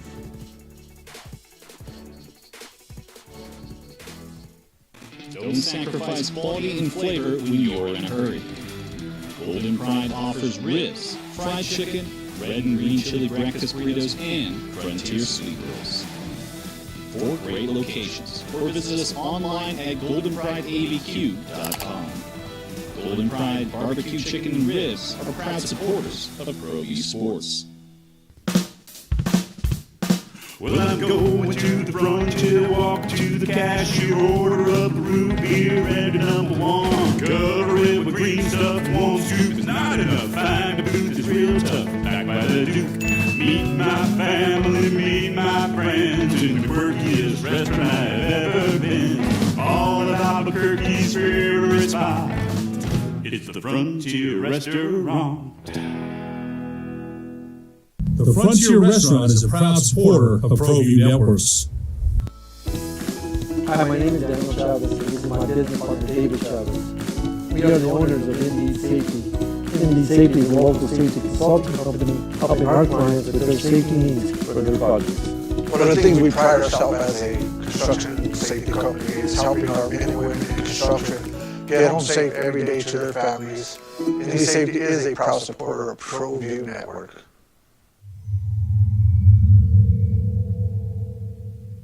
Teenagers love a party, especially during prom and graduation season. Often alcohol is involved. Some parents think that hosting a party with alcohol in their home will keep the kids safe, but it's... Well, pull up a chair and sit on the floor and watch TV for the next, I don't know. I mean, you get the Cowboys tonight, and then you get the Aggies and Liberty in Conference USA Championship at 5 o'clock tomorrow night. Oregon and Washington Pac-12 Championship at 6, and then all day long on Saturday. Pull up a chair, sit on the floor, and enjoy it. Opening drive, Jeff Symbieta, JJ Buck. Back to your calls in a little bit. It is our privilege every Thursday at 8:30 to have a conversation with one of CBS Sports' best. Jerry Palm from CBS Sports joins us this morning. Good morning, my friend. How you living? All right. How are you? It's I'm busy. There's a lot going on. I got a bowl game in a few days, but it's good. So this could be all nice and easy. Georgia beats Alabama, and Michigan beats Iowa, and Washington wins, and Florida State wins, and everything's nice and clean. But something's going to happen. Washington doesn't have to win for that. Yeah, and Oregon can win, right? And Oregon wins. Yeah, right. So whoever wins there, the biggest thing, and because they converted on 4th and 31, now it matters. If Alabama beats Georgia, we got a little chaos. You talk about divine intervention. I mean, what? Could not believe it when I watched that play. Right. So here's the thing for Alabama. They're 8. They've got Texas who beat them ahead of them. If they beat Georgia, they pass Georgia. They pass Ohio State. And they pass the Pac-12 loser. Yep. They don't pass anybody else in doing so. They shouldn't. Yeah. They shouldn't pass Texas, and they shouldn't pass an undefeated Florida State. Or anyone else. I mean, there's no reason to think they would. So does that mean the SEC could get left out? Okay, yes, but that question is improperly asked. The committee is not evaluating conferences. I know that. I'm not asking it in context. I'm asking it in a vacuum. Yeah, yes. There could be a playoff with no SEC teams if that happens. Which there's plenty of the country which would rejoice in that. I know there's people who think the world would end and nobody would watch, and they're incorrect. Yeah. Oh, no, everybody watch. Yeah. It's playoffs. Yeah. No, you don't need the SEC. And, and the premise behind that thought is that they're the best conference every year, but they're not. They're not this year. I agree with that. I mean, they have 5 teams with good enough records to be in the rankings because there's some separation between the top and the bottom, or at least the middle of that conference. But they did not have a good year in non-conference play, and that's when you find out how good your league is. Let me give you perspective. I was at the New Mexico State-Jacksonville State game at the end of it, and everybody was watching their phones, and they're like, holy bleep, Auburn's going to beat Alabama. It's 4th and 31. Everybody was watching their phones, And I mean, imagine what that crowd who just pummeled Auburn was thinking. Like, wait a minute, we beat the team that's going to beat Alabama. You know what I'm saying? Yeah. Jerry Palm's with us from CBS Sports as we go into championship weekend in college football. Oh, Jerry, you look at that Friday night. Let's look at that first game. The fact that New Mexico State is playing a conference championship game against Liberty. What do you make of that? Yeah, how cool is that? Well, Liberty still has an outside shot of being the group of 5 representative in the New Year's Six, which would get them into Phoenix, the Fiesta Bowl. Who would have thought that? Right. And now they're going to need help. And it's actually possible that if SMU beats Tulane, they jump in past Liberty anyway. But it's a tremendous season for them, tremendous season for New Mexico State. I think it's great. that I'm looking forward to that game. What if I've seen a little bit of both of those? I've seen them both play during the season, not against each other. I really like the New Mexico State quarterback. I mean, he's a difference maker, and can be a difference maker in that game as well. No, all right. Let me throw this, and you kind of answered, but I want to throw one other piece to it. SMU beats Tulane. SMU's quarterback broke his leg, so they're on a backup quarterback. SMU beats Tulane. New Mexico State beats Liberty. Is Toledo in the conversation? If they win the MAC championship, they'd be 12-1. Their only loss would be to Illinois. And that's not a very good team. Illinois, that is. So what's SMU's resume? They beat Tulane. They lost. That's the team. They would have beaten a ranked team on the road. Okay. Yeah. Nobody else has got that. Yeah. So a two loss Tulane as conference champ would be better than a Toledo as a 1 loss. All right, fair enough. Yeah. Yes. Well, I'm sorry, 2-loss SMU. That's right. That's what I'm saying. Yeah, that's what I'm supposed to say. Yes. Well, I mean, because if they're the champ, you're 100%. Tulane's the champ. They got 1. Yeah, 100% right. All right. Where do you see chaos? Is Louisville got a shot at Florida State? Sure. Why not? I mean, they play good defense. Yeah. You know, that's. I don't expect them to win, but yeah, they've got a shot. They've had a good year. You know, that's a good team. Yeah, they definitely have a shot at Florida State. Florida State is the only undefeated team that is definitely win or in. There's no other scenario that gets them in. Any of the others that lose, they all have problems. There's no question. But there's still a scenario that might get them in. But Florida State, because of their schedule, not because of their quarterback, but because of their schedule, you know, Louisville's the best team they've played other than LSU. They beat LSU in non-conference play. They missed the next 3 best teams in the ACC in the regular season. Didn't play any of them. So their conference schedule is just unbelievably bad because that wasn't really a great league this year anyway. And so they can't afford a loss just because their schedule won't hold up. He's Jerry Palm, CBS Sports, with us on The Sports Animal. Jerry, Washington beat Oregon by 3 in the first meeting. What do you see this time around Friday night? You know, it's funny. I mean, the lower-rated team is favored, which sometimes you see. Big. But almost, you know, it's like 9.5 points. 9.5 points, yeah. 9.5 points. That's a huge number. Oregon's good, I like Jerry. Oregon. I mean, I picked Oregon to win. I picked them to win that game, you know, ever since the last one, and probably before the last one. But it's they've been playing really well, and the committee really likes that team. So I think, you know, I like Oregon to win. If Dan Lanning can just stay out of the way. If he can just, you know, ratchet himself down a little bit, stay out of the way, let his guys do their thing, take points when you get them, and then I think Oregon wins. And they could win. They could cover that spread. They could win comfortably. About Oklahoma State, Texas, OSU have one more knockoff in them? Maybe. You know, when you've got the nation's leading rusher and you can control the ball that way, you always have a chance. I think they're a little too sloppy on both sides of the ball to really beat Texas. They're going to have to play a tight game. They have to eliminate mistakes, and if they can play mistake-free football and let Ollie Gordon do his thing, you know, then I think they've got a chance. Jerry, too, another team that is feeling really good about what they did this season. Saturday in Vegas, UNLV hosting Boise State for the Mountain West Championship. What do you think of seeing UNLV there? Yeah, I like UNLV. What a great year they've had. It's funny. A couple of weeks ago, I said, well, maybe Michigan's non-conference schedule wasn't so bad after all. The best team they played was UNLV. It was one of the teams. UNLV was one of them. They've had a great season. Are they playing that game on campus? Yeah, no, well, it's in Allegiant Stadium, where they share their home with the Raiders, and so they're playing there. So that's their home field. That's their home field, and Mailata, their freshman quarterback, it came in like we started the season thinking Brumfield, their returner, was the best quarterback in the league, and I'll tell you what, this freshman from Vegas has been sensational.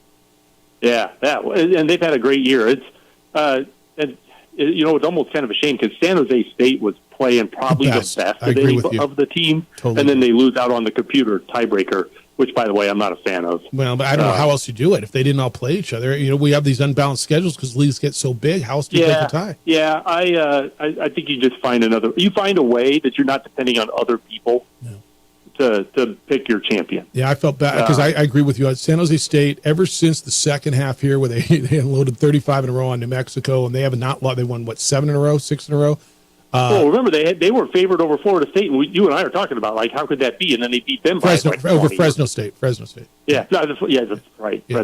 Fresno State. Hey, have you heard any rumors? There's a lot of job openings, and I know you're on the games a lot. Any rumors on the New Mexico job or anything that's going on? San Diego State just hired a coach. Yeah. Really, about the only job opening I'm following at all is Indiana's. Yeah, it makes sense. Because they fired Tom Allen right after the season ended. All right. And that's probably going to resolve itself soon. No, I haven't heard anything. I haven't seen or heard anything about New Mexico. Sorry. Right. I want your thoughts on the alliance that the two-pack, Oregon State and Washington State, did with the Mountain West for 1 year with this option for a second on scheduling. Obviously, they're buying time to figure out. Do you think this is leading to a full merger, or do you think the intent would be to peel the top of that league and then peel the top of the American, or what do you sense on this? I don't know if they even know yet what they want to do, other than preserve the name and the rights that go with it, and the money that goes with it, the resources. Yeah. Well, that's what I meant. Yeah, the rights that to the money specifically that go with it, so that they can possibly rebuild it. I'm full on in favor of that. If they can pull that off, that's great. I hope they can.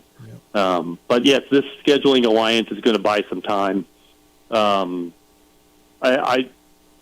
I think it gets closer to a Mountain West merger kind of thing than trying to steal from the Mountain West and steal from the American. Yeah, and I know that's what people are hoping for around here.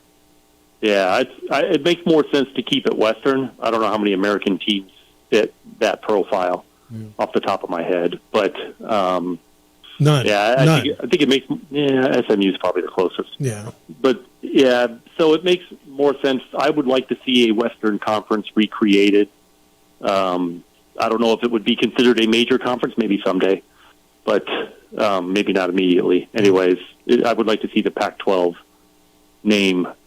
If we have a choice between having a Pac-something conference and a Mountain West conference, and we can only have one, I want a Pac-something conference. Yeah, no, I agree with that. And put Gloria Navarez in charge of it. Because she's really good. And with SMU going to the ACC, it almost feels like they've got a home, and I don't know, they go, all right, we sit here Monday morning. The playoff's going to be what?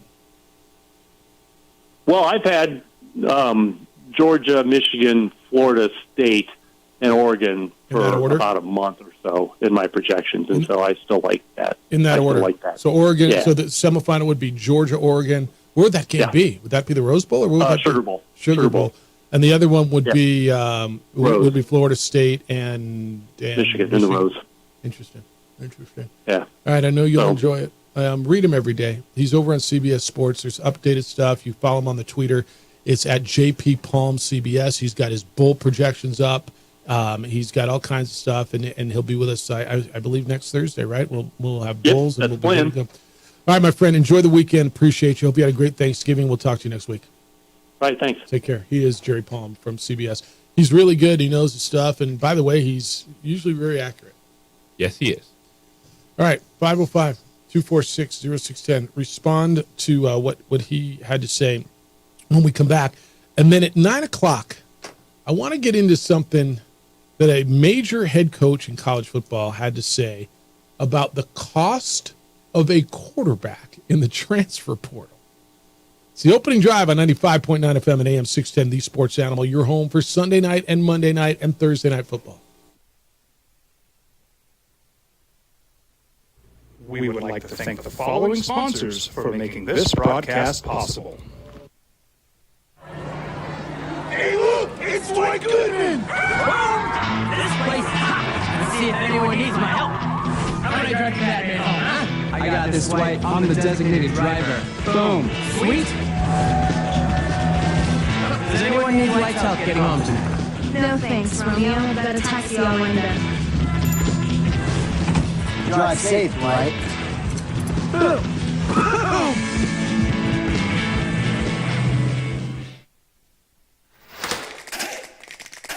Albuquerque's leader in sports is ProView. From pros to prep. All your favorite action.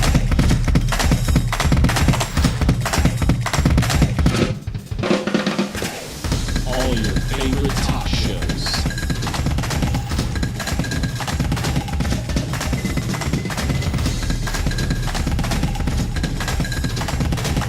Find it on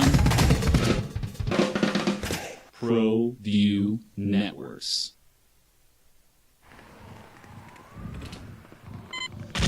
These are more than just the sounds of a safe place to go after school.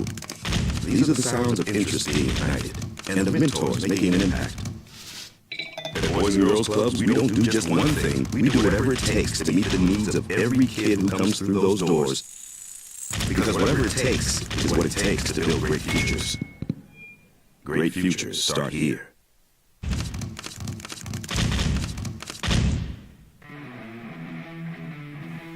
José Mahad here, President of Carpenters Local 1319. Juan Junior Gonzalez, Warden of Local 1319. Some people have a misconception about what a carpenter does. The carpentry trade entails more than just woodworking or building houses. We are responsible for 85% of a construction job site. Everything from the superintendent on down. We have a great apprenticeship program. Information can be found on our website.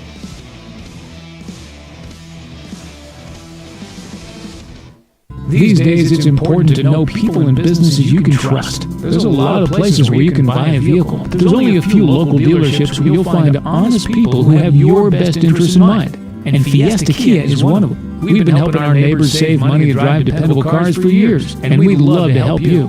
With new Kias arriving daily, you'll love our selection and the peace of mind you'll get driving a Kia from Fiesta. So stop by and see us today at Fiesta Kia on Lomas, or just start driving now at fiestakia.com.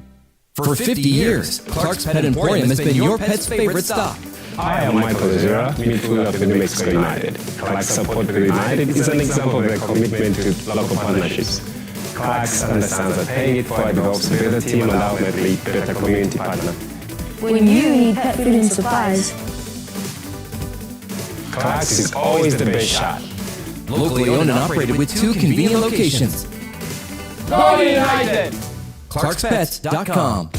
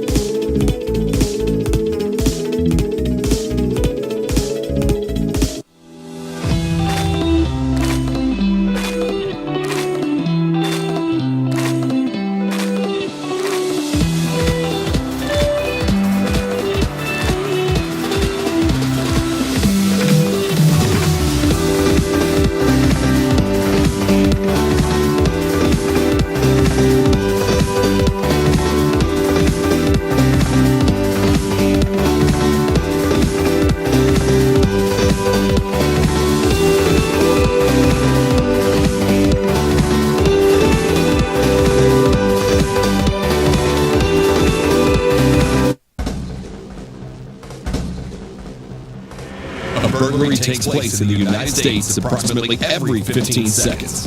International Protective Service is your answer for commercial and residential security in all of Albuquerque. IPS will work with your monitoring company for fast, reliable response times. You can rest easy knowing you, your family, or your company is watched over by International Protective Service. Call International Protective Service today.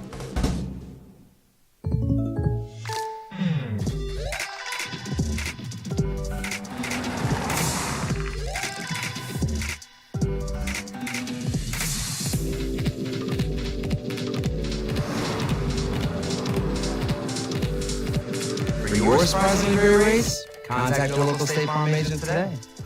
If you want the real deal, call State Farm agent Marty Size in Albuquerque today. Like a good neighbor, State Farm's there. Don't sacrifice quality and flavor when you're in a hurry. Golden Pride offers ribs, fried chicken, red and green chili breakfast burritos, and Frontier Sweet Rolls. 4 great locations, or visit us online at goldenprideabq.com.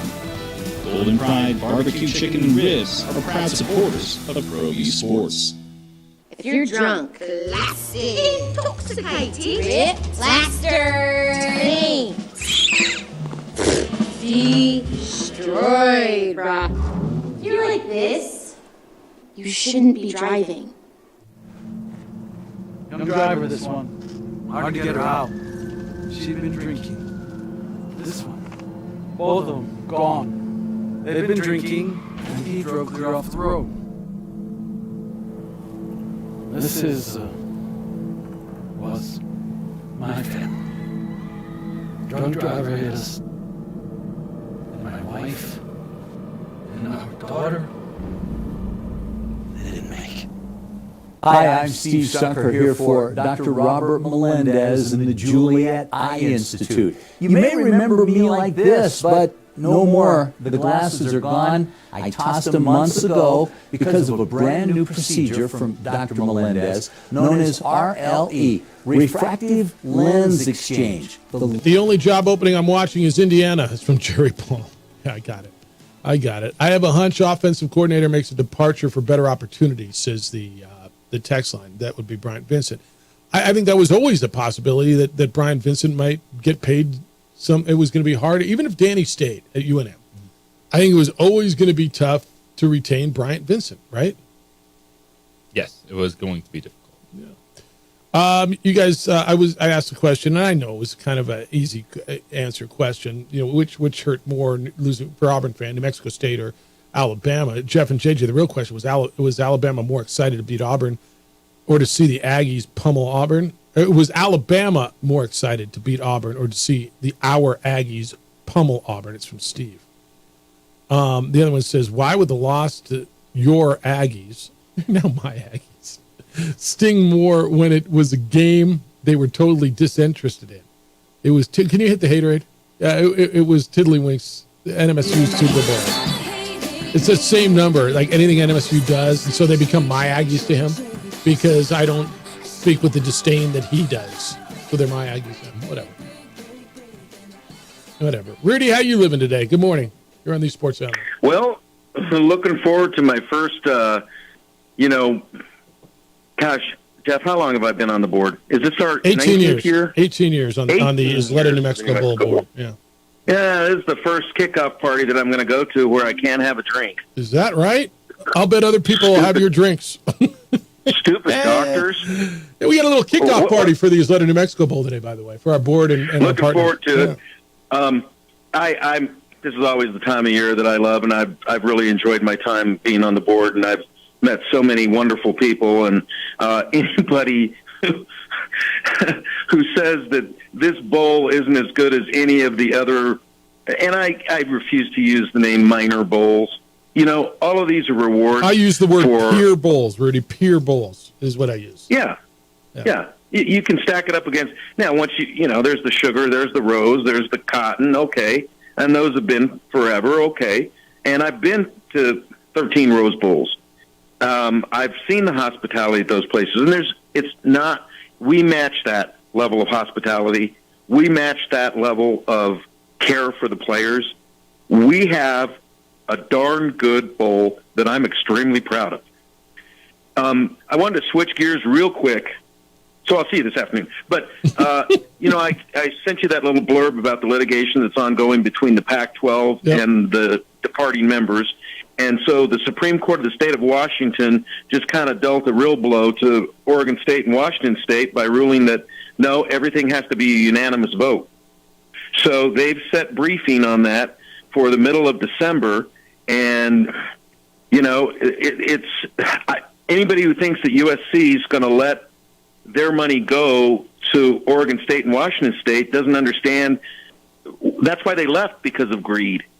They didn't leave to leave money on the table. So something's going to have to be worked out with those assets, and it's going to have to be either by unanimous vote or litigation could continue for years. It'll be litigation. I promise it'll be litigation. Yeah, and if it's litigation past the 2-year window and that money's tied up, I don't know where this money to pay other schools to play a modified schedule comes from, but let's see. There's a lot of moving parts in that decision. We'll see what happens, and I think Jerry Palm's right.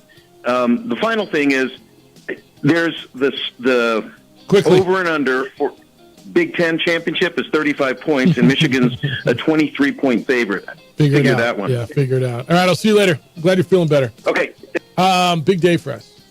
3 days. We do, this one every year. We do a big happy hour kickoff party, and at an establishment people seem to really like, and today's a big, fun day. You two are invited. It's the opening drive. When we come back, how much does a quarterback in the transfer portal cost? What one major coach has to say. It's next on the opening drive on 95.9 FM and AM 610, the Sports Animal.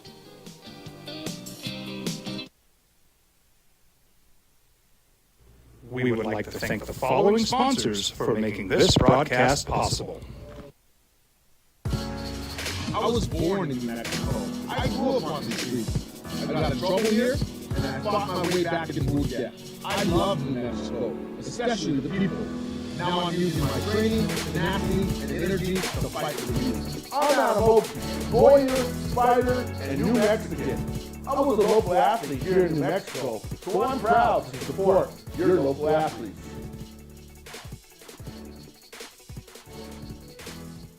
Teenagers love a party, especially during prom and graduation season. Often alcohol is involved. Some parents think that hosting a party with alcohol in their home will keep the kids safe, but it's wrong and it's illegal. As a parent, to allow your teenagers, underage friends to consume alcohol on your property is a felony. Parents who host lose the most. Don't be a party to teenage drinking. This is a program of the Drug Free Action Alliance. For more information, go to burnco.gov/do-not-host. Presentando a hat here, President of Carpenters Local 1319. Juan Junior Gonzalez, Warden of Local 1319. Some people have a misconception about what a carpenter does. The carpentry trade entails more than just woodworking or building houses. We are responsible for 85% of a construction job site. Everything from the superintendent on down. We have a great apprenticeship program.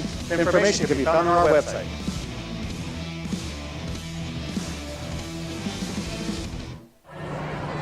Hey, look! It's Dwight Goodman! This place is hot. Let's see if anyone needs my help. How about I drive the madman home, huh? I got this, Dwight. I'm the designated driver. Boom. Sweet. Does anyone need lights help getting home tonight? No thanks, Romeo. I've got a taxi all lined up. Drive safe, Dwight. Boom.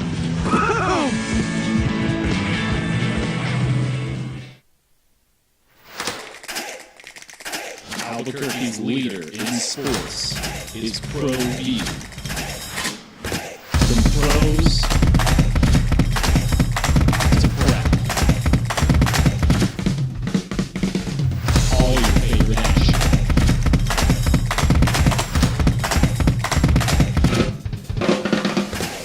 All your favorite talk shows.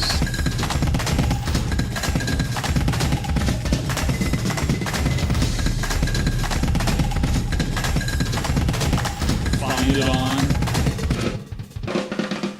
ProView Networks. Seriously? You expect me to drive while you aren't wearing seatbelts. What's the worst that can happen?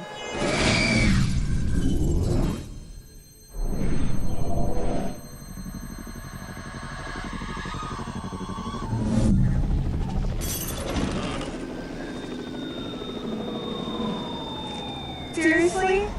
Buckle up. Okay. Thank you.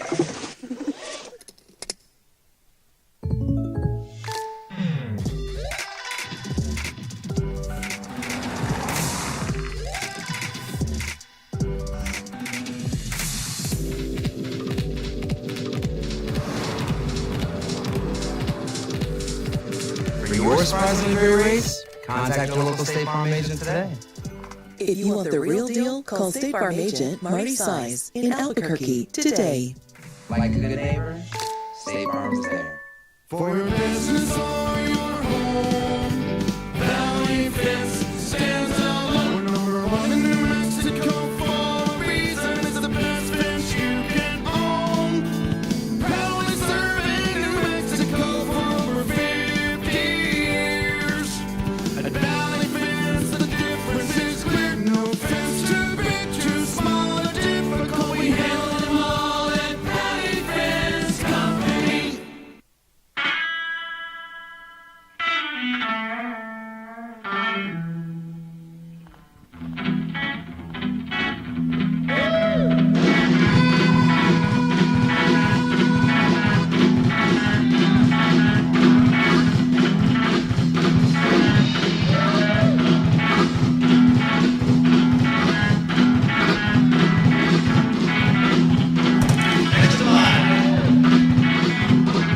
Rudy's is a proud supporter of ProView Networks.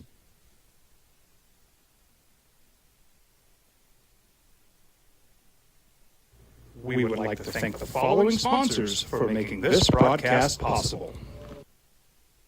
Don't sacrifice quality and flavor when you're in a hurry. Golden Pride offers ribs, fried chicken, red and green chili breakfast burritos, and Frontier Sweet Rolls. 4 great locations, or visit us online at goldenprideabq.com. Golden Pride Barbecue Chicken and Ribs are proud supporters of ProView Sports. Teenagers love a party, especially during prom and graduation season. Often, alcohol is involved. Some parents think that hosting a party with alcohol in their home will keep the kids safe, but it's wrong and it's illegal.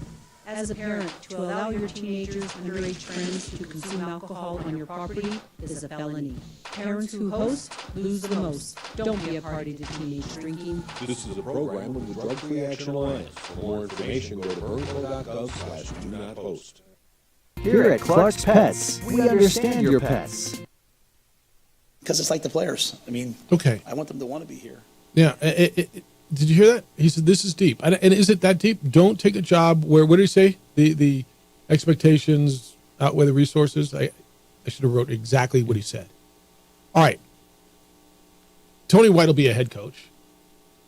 Everybody wants the opportunity, right? Everybody thinks that they can go into it. And I'm not telling you New Mexico isn't willing to improve their resources. Eddie's talked about it. You know where they are as far as where they pay their head coach, what their resources are, what their facilities are. We've had that conversation a million times. So, JJ, that plays into the next piece. The portal. The changing times. Resources.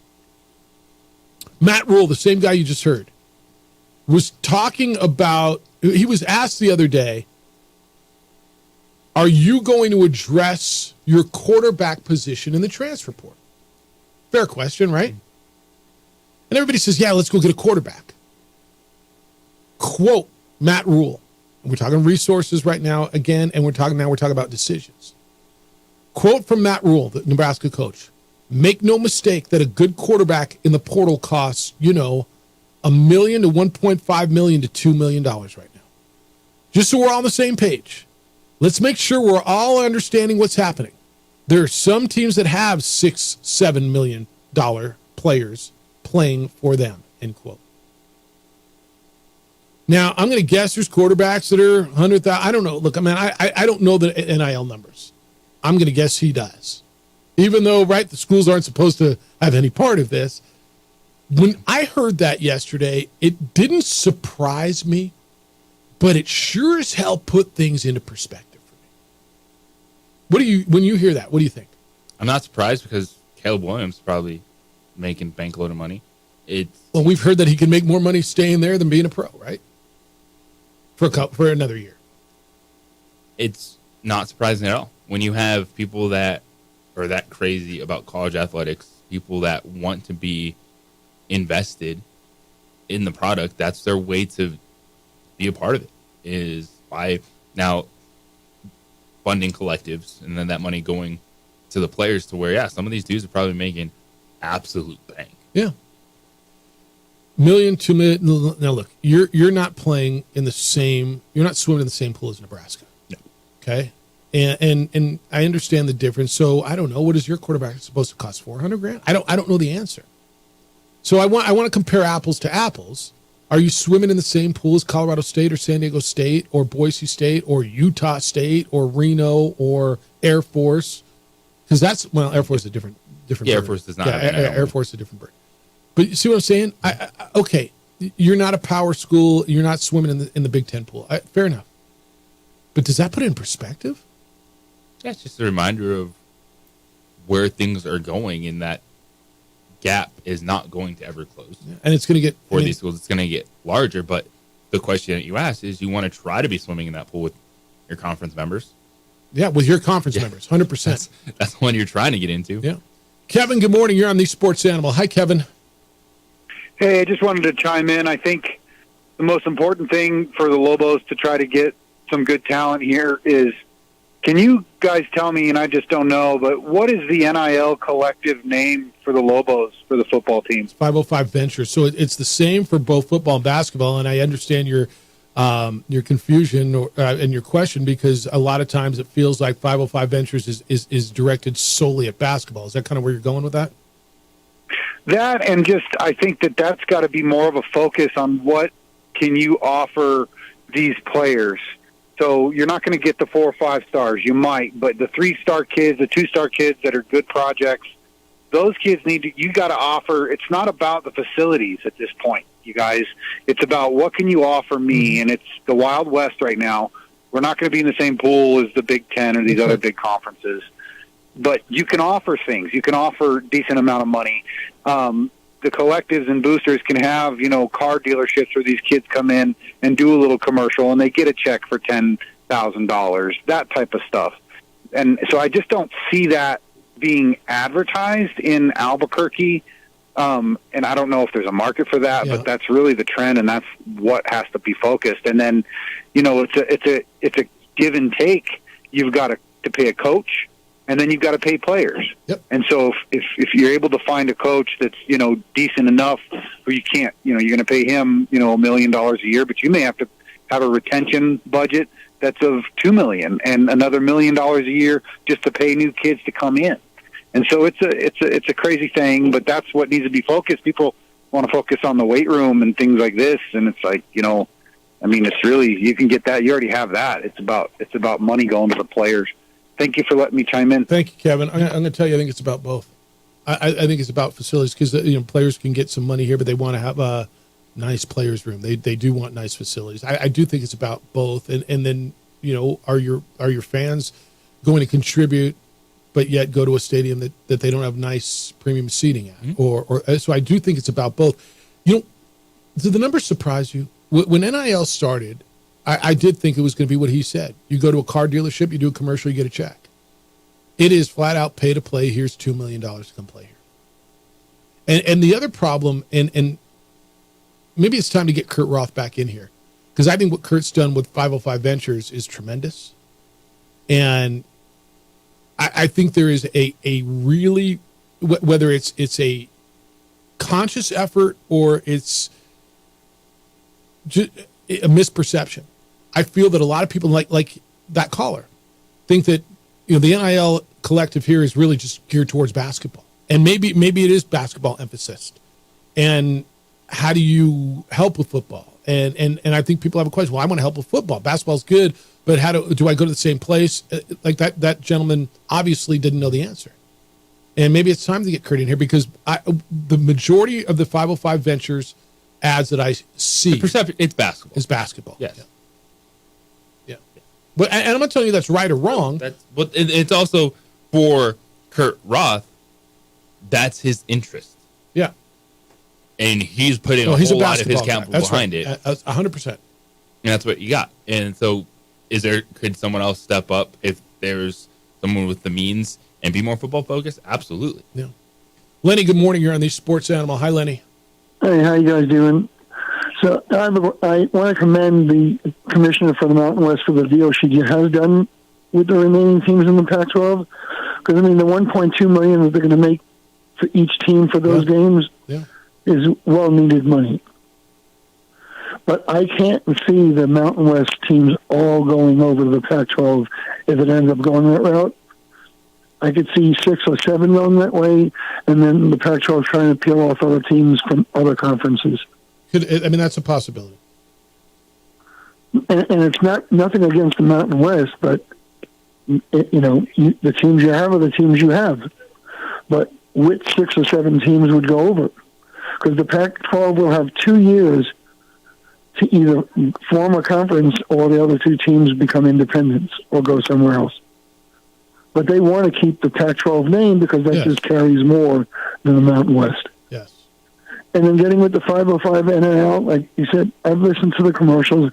I just think he likes basketball, but I also think it's easier to fix the basketball program and bring over higher caliber players to come and play when there's only 15 players on the team versus 88 or 100 players. No, and trying to fix that program. Yeah, no, but I think we got to figure it out. Yes, you're right, but football NIL is got to be a priority too. The football should always be the priority over basketball. But in this city, basketball has always seemed to be the priority over football.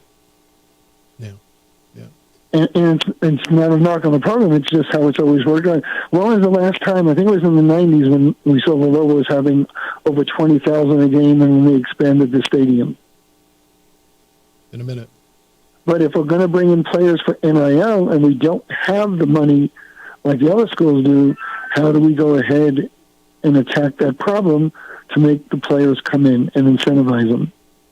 That's what they got to figure out, Lenny, because it's a really important time. Hey, appreciate the call, man. Enjoy today. Thank you. Thanks. His points are good. And again, I'm not here to criticize anything Kurt Roth has done. He's built something that's tremendous. He's put in a lot of his own capital. It's his time. He loves this place. Now, and your point is right. He's always loved Lobo basketball, and what he's done for Lobo basketball is tremendous. Absolutely. And I'm not suggesting taking anything away from what they're doing for basketball. I'm not suggesting that at all. What I'm suggesting is better figure out a way to do something similar for football if you want to play at the level that you want to play. And the reason I brought all this up, what Matt Rule's saying about resources. Resources is a very broad term. Yeah. Resources is money. It's NIL money. It's coaching money. It's travel money. It's facilities. Resources is a very encompassing term. But all the stuff that's going to basketball is right. And I am not suggesting divest in basketball. What I'm suggesting is you're at a critical juncture because there will be another round of realignment in 2 years. I firmly believe that. Don't you? Yes, because the PAC whatever is going to have to figure something out. Well, and the grant of rights is going to run out, and you've got the PAC name. They've got. That's when you're going to have to make some decisions, and you absolutely need to be a part of that. That's when you're going to take a step forward or take a step back. And that's what makes this hire critical, this time critical. And I'm not sure I got all the answers, but it's something that's got to be figured out. It's got to be a priority. It's the opening drive on 95.9 FM and AM 610, the Sports Animal, your home for Sunday night, Monday night, and Thursday night football. Telling it like it is. We would like to thank the following sponsors for making this broadcast possible. Don't sacrifice quality and flavor when you're in a hurry. Golden Pride offers ribs, fried chicken, red and green chili breakfast burritos, and Frontier Sweet Rolls. 4 great locations, or visit us online at goldenprideabq.com. Golden Pride Barbecue Chicken and Ribs are proud supporters of Pro U Sports. Teenagers love a party, especially during prom and graduation season. Often alcohol is involved. Some parents think that hosting a party with alcohol in their home will keep the kids safe, but it's wrong and it's illegal.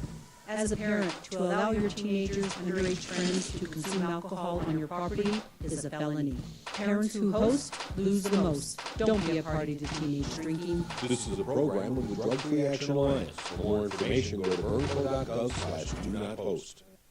Here at Clark's Pets, we understand your pets. We take meticulous time to find out more about them. Dig deep into their world to understand their needs. We do research for knowledge of each pet, so you can trust Clark's Pets to provide you the best products and service for your pets, because we work hard to understand all of their needs.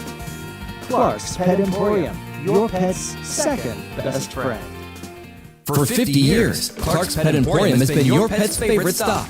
I am Michael Azura, midfielder of the New Mexico United. Clark's Support for the United is an example of their commitment to local partnerships. Clark's understands that paying it forward helps build a team and ultimately better community partner. When you need pet food and supplies, Clark's is always the best shot. Locally owned and operated with 2 convenient locations. Go United! ClarksPets.com. We here at Clark's Pet Emporium welcome you to bring in your pets. We know that having your pet with you makes the experience of shopping for them even better.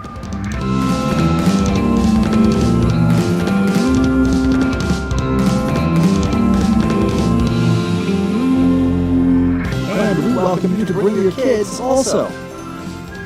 Clark's Pet Emporium, your pet's second best friend.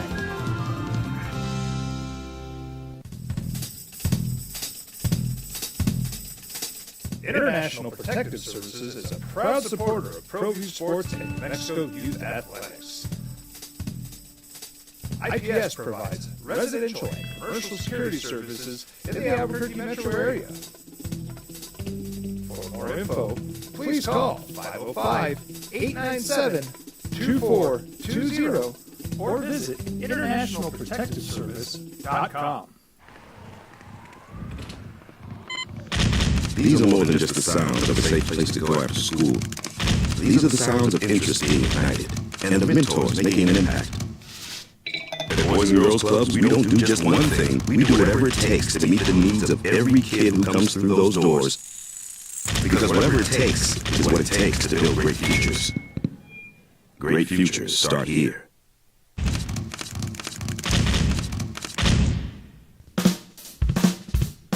Well, I'm going to the frontier, walk to the cashier, order up the root beer and a number one. Cover it with green stuff, one scoop is not enough. Find a booth that's real tough, back by the Duke. Meet my family, meet my friends in the quirkiest restaurant I've ever been. All of Albuquerque's favorite spot, it's the Frontier Restaurant. The Frontier Restaurant is a proud supporter of ProView Networks. I was born in Mexico. I grew up on the streets. I got in trouble here, and I fought my way back and moved there. I love New Mexico, especially the people. Now I'm using my training, tenacity, and energy to fight for the youth. I'm not a Hokie, Warrior, Spider, and New Mexican.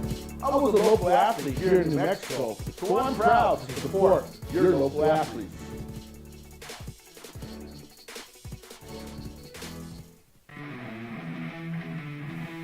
Present on my hat here, President of Partners Local 1319. Juan Junior Gonzalez, Warden of Local 1319. Listen, if you missed Jerry or any of this stuff, well, we've had some stuff this week, and it's all available for you wherever it is you get your podcasts. You can listen to it at your leisure, at your convenience. SportsAnimalABQ.com. You click on the opening drive; it's all there for you. The Danny Gonzalez conversation from Monday morning. Eddie Nunez was with us Monday morning after the announcement that Danny won't be back as head coach on Sunday. Jerry Kill, the New Mexico State coach from Tuesday, is there as the Aggies get ready to play for the Conference USA Championship tomorrow night against Liberty. And then, of course, we'll have Jerry Palm up. And all the stuff we do is up wherever it is you get podcasts. And I know you've been getting it and enjoying it, and I appreciate that. Text lines 505-246-0610. JJ, it says, in regards to Lenny's call, Commissioner Novatus has language in the agreement as written that if the PAC-2 tries to purge only some Mountain West schools, they'll pay financially, and the schools will leave Mountain West will also pay their buyout. Right? Okay. Yeah. And I don't know that at that point a buyout not going to stop them. Going to stop them. Right. This also says on the text line, sounds like UNM will never get a Nebraska assistant to coach at UNM. I mean, fair, right? Until they prove what they're, where they're going. And I think, that's up to Eddie now, right? There's a lot of places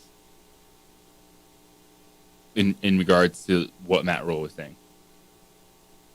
Is the majority of teams that are looking for a coach now aren't going to be able to present some. UTEP. Great, look at our golden plan for 100%. Nevada's not open, right? They didn't make a move, did they? Not yet. But is UTEP any more attractive? Louisiana Monroe? I don't know what the commitment is at Indiana compared to their peer institutions, right? No, there's a lot of tough jobs. Rod says, this is a Jeff at sportsanimalabq.com. You can hit me or JJ at sportsanimalabq.com. Rob, it says, you have to play to your audience, Jefferson. There has never been pride in Lobo football. A story I've told on the OD many times. A quest to obtain complimentary ducats to give away as an incentive as part of a research project when I was a grad student in the 90s, and being told by other group members, don't bother, nobody's interested in going to Lobo football games. Lobo basketball, maybe, but not Lobo football. When you have limited NIL money, you have to play to your audience, and in this town, it's Lobo basketball. And I guess there's part of me that says, I understand it's a basketball town. Why can't it be both? I've always said that. You always do what you've always done. You've always been who you've always been. I think people have to understand in this day and age the importance of football. And I know it's a really hard rock to crack on this one. Football is stirring the drink of conference alignment. It's the revenue generator. Well, Jeff, nobody's at the football games to look at basketball. Yeah, but you've got to get beyond the only metric that you accept as being attendance. It is an important metric. It is a visible metric, but you got to dig a couple layers deeper. I don't think you ever stop trying as long as you're playing Division I football. No. Because all it takes is one moment. If the Lobos were in a situation where we're playing for a conference championship game, I do believe people would be there. They're doing what New Mexico State did. This community would respond. It's not, you just can't go back and go, but one time in the 90s, I tried to give away football tickets. No one wanted them. And so, okay. And then so you stop doing whatever. Yeah. The track record is there. It's understandable that there's not consistent success. There's not a lot of interest. But when there is success, there's interest. I'll give you an example. So keep trying to get that spike here. Keep trying it. Because if you're going to put a Division I program out there, which you should continue to do that, because which you're going to. The fantasies that people have of dropping football and then everything else is going to rise is not the case. Bring back soccer and everything will be great. I'll give you an example. You want one? Is New Mexico State a football or basketball school? Football school right now. Well, but what have they been historically? Basketball. I told you the story earlier. I'll tell you again. I've been down there. I used to do Aggie Vision, do their TV. I'd go down in November. There'd be 1,000 people in the building, maybe. They're playing for a conference championship. Now, I get it. It was about 16,000 on Saturday. It was Thanksgiving break. The students were all gone.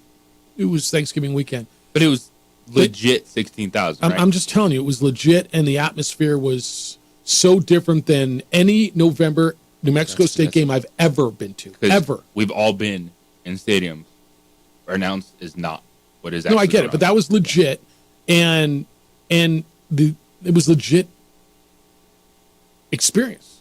So, when you're right, winning does it everything. This is good. NIL QB, really, Jeffy? I think Lobos could pick up Nathan Peterman for well under $1 million. It's from Lobo Hobo, if he still has eligibility left. Bruce says, Smooth, Jerry, and I are like one on this issue, Jeff. The Mountain West needs to find a better way to determine who's playing for their cup. Yeah, I just don't know what the better way is. And next year, you're going to play 7 games instead of 8. I don't know what the better way is. If everybody didn't play, and they can't play each other because the conferences are getting bigger and you're having unaligned schedules. If everybody would have played everybody, it would have been simple. But UNLV and Boise State didn't play this year. San Jose State played them both and split with them. And so they had to go to, I don't know what the better way, I'm listening. I'm not telling you there isn't a better way. I just don't know what it is. All right, you got a Jason email on NIL. Good morning, OD. The last 2 days in the OD has been fire. It says FIIIIII-WA, and then he gave me a phonetic fire. It says fire. From Dr. Jim's dissertation about football is the vehicle for conference stability, to Edward big-timing the show, to J.J. Buck stating, quote, "You're not breaking any news here, dude," to a persistent texter. A call kind of fell under the radar, and that was Adolph's call. And I think he tried to lead us down a path as a good prosecutor would.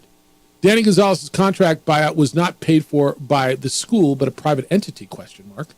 If that's correct, then why wouldn't that private entity take that money and dump it into NIL for football?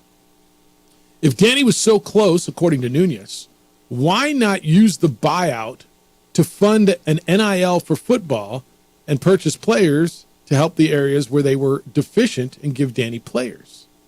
That is, unless they just wanted Danny gone. I apologize for stirring the pot, but it's a question worth asking and worth being answered. Anyway, enjoy NMSU being a football school. Wow, never thought I would ever write that. Wait, Jeff, let me email you back. I'm getting an instant message. Gotta go.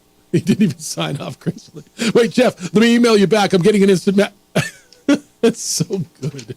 Oh, sorry. I got to call it. Jeff, let me call you right back. Oh, man. It's just so good. Hey, let me email you back. I got an instant Adolph, good morning. You're on these sports channels like the bat signal went out. What's up, Adolph? Hey, I was just looking here at the New Mexico, budget surplus of nearly $3.5 billion. The state. And I was just wondering, is any of that money available to help, the universities? I'm just asking. I don't know. No, I mean, it's available to do what legislature decides to do with it. I know that the university is lobbying, as is NMSU, a lot of places. I know they're lobbying for it. It's up to legislature and the Legislative Finance Committee and the people in Santa Fe to decide how that or if that money is going to be spent. I see. Okay, so there's no guarantee that the legislators will help the university out in this changing time of NCAA athletics. Okay, I just thought I'd ask because I didn't know. When I saw a figure like that, I'm like, well, that seems to be a lot of money to me. Yeah, it feels like they can help out. Yeah, no, I think that's fair. All right, thanks, Adolph. No, it's a good question, and I know that. Look, I know they're asking for it. They're asking, and I know NMSU. And look, if I'm a state legislator, and there's all that money, I got to be careful with it. I'm a steward of the money. But is it time to now? Is athletics big enough, important enough? Is it a critical enough time to say? Who was it the other day? Was it Rudy who said take $200 million out of that surplus, and we have 5 institutions, right? Colleges. You got New Mexico State playing at the FBS level, and then you got Highlands, Western, and Eastern playing at other levels. And say it might have been Dr. Jim. Okay, it might have been Jim, and spread that money around. What if you said, here's, I don't know, I mean, if you went 50 and 50 to state and NMSU and 33 to the other schools, and so you get better, improve your facilities. Can it go to NL? I don't know. I mean, there's all. Never hurts to ask. Everybody's throwing around. I promise you they're asking. Yeah. I promise you they're asking. All right, 505-246-0610. Please keep them coming.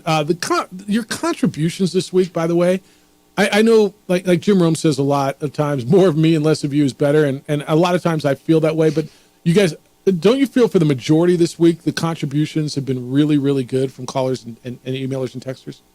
Yes. I need to clarify something, by the way. When I talked about the New Mexico Bowl event today, the kickoff thing that we're having, and I said you two are invited, that was TWO, not you put it out TOO. It's UTWO, like you and you. That's what I know. I needed to clarify that. All right, more of you. I got some really good stuff from you and good questions that we need to answer. Keep them coming. It's the opening drive on 95.9 FM and AM 610. The sports animal you're on for Sunday night and Monday night, and Dallas Cowboys tonight football.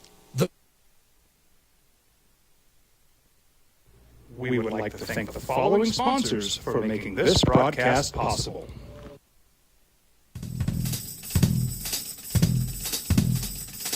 International Protective Services is a proud supporter of ProView Sports and New Mexico Youth Athletics.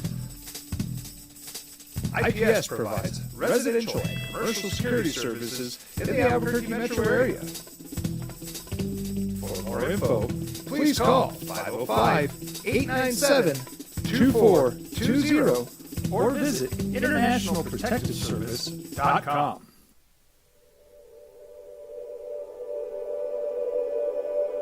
We aren't all born with the same opportunities. But it's the people who care that change everything. Get ready, Sal, get ready!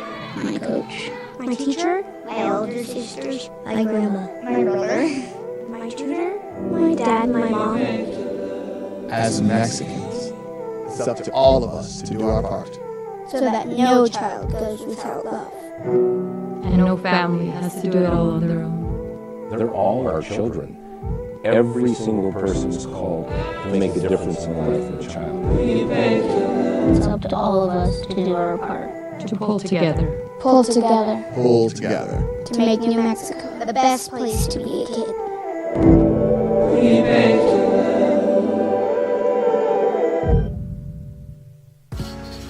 I was born in Mexico. I grew up on the streets. I got in trouble here, and I fought my way back and moved there. I love New Mexico, especially the people. Now I'm using my training, tenacity, and energy to fight for the youth. I'm Adam Oakey, lawyer, fighter, and New Mexican. I was a local athlete here in New Mexico, so I'm proud to support your local athletes.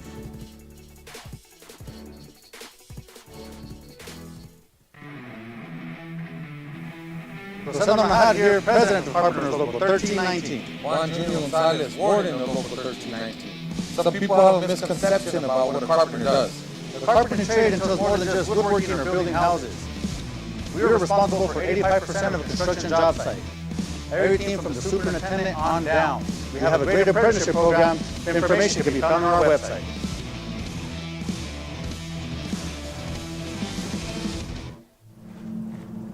Young driver, this one.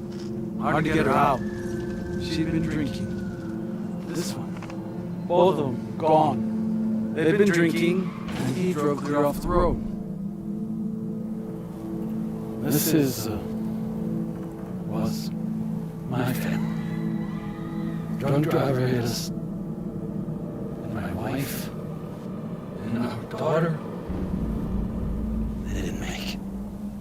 We would like to thank the following sponsors for making this broadcast possible.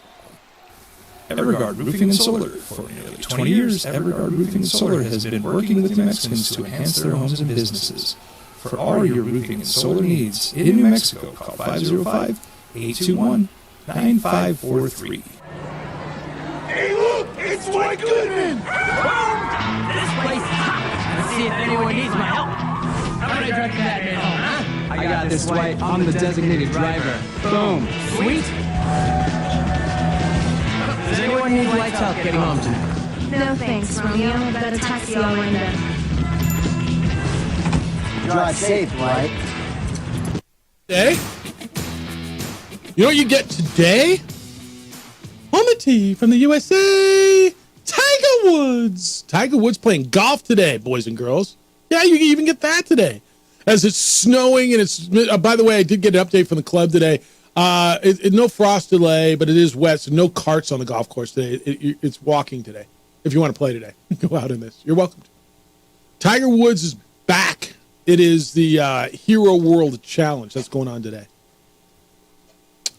Tell me you're not interested. You may not watch the whole thing, but I know you're going to look for results, right? Tiger do. I know you are.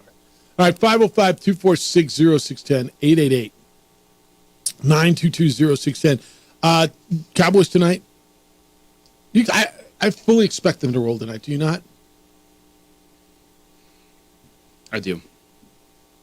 I think we'll see a little bit better Seattle team, just Geno Smith being healthier with that elbow.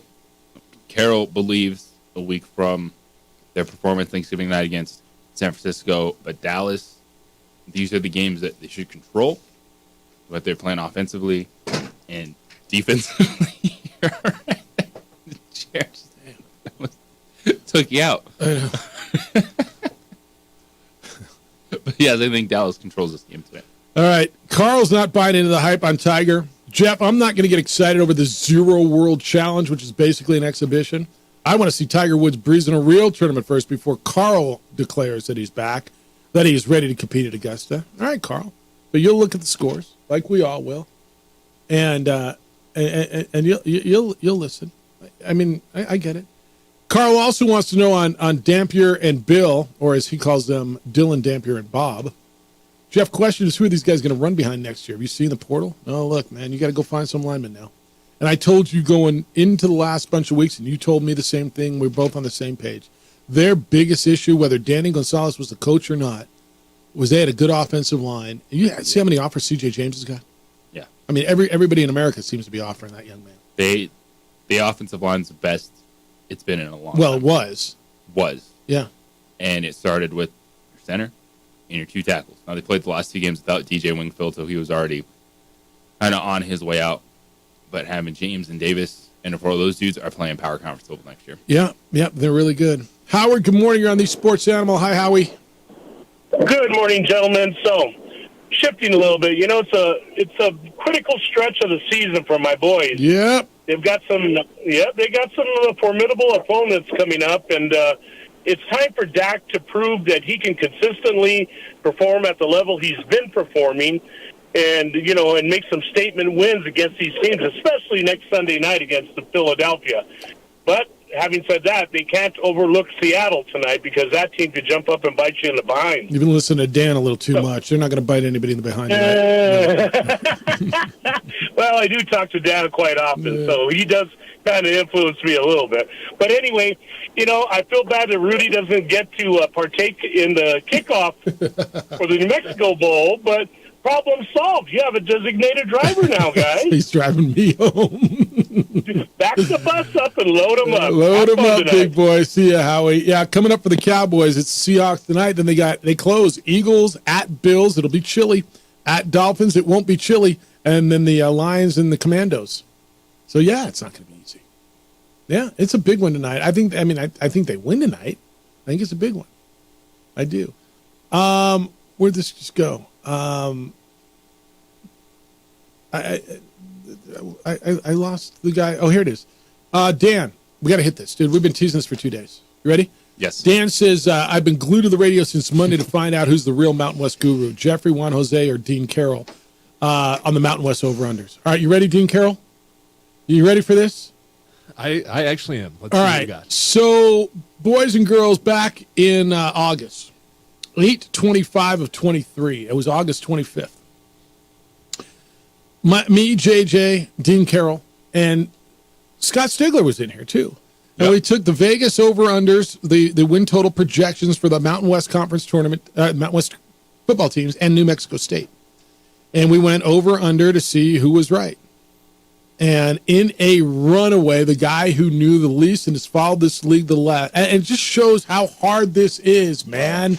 The guy who is, least familiar with this league than all of us, Comes out of the transfer portal. kicked our straight ass. out of the portal. DC went 10-3, dude. Unbelievable. Can we add that to my 3 for all total? No, but you still went 10-3. Hey, I love it. I was doing the old school March Madness, just pick my favorite mascot, and it worked. This is insane. Like, you'd have made some bank. I went 7-6, and JJ and Stig went 6-7. We all lost on Air Force, and this was a winner. Their over-under was 8.5. They started the season 8-0. Remember last year when UNM was 2.5? We all went over, and they won 2 games earlier, just waiting to cash the ticket, and they never did. Air Force, same way. Air Force was 8.5, and they didn't win another game. They lost their last 4.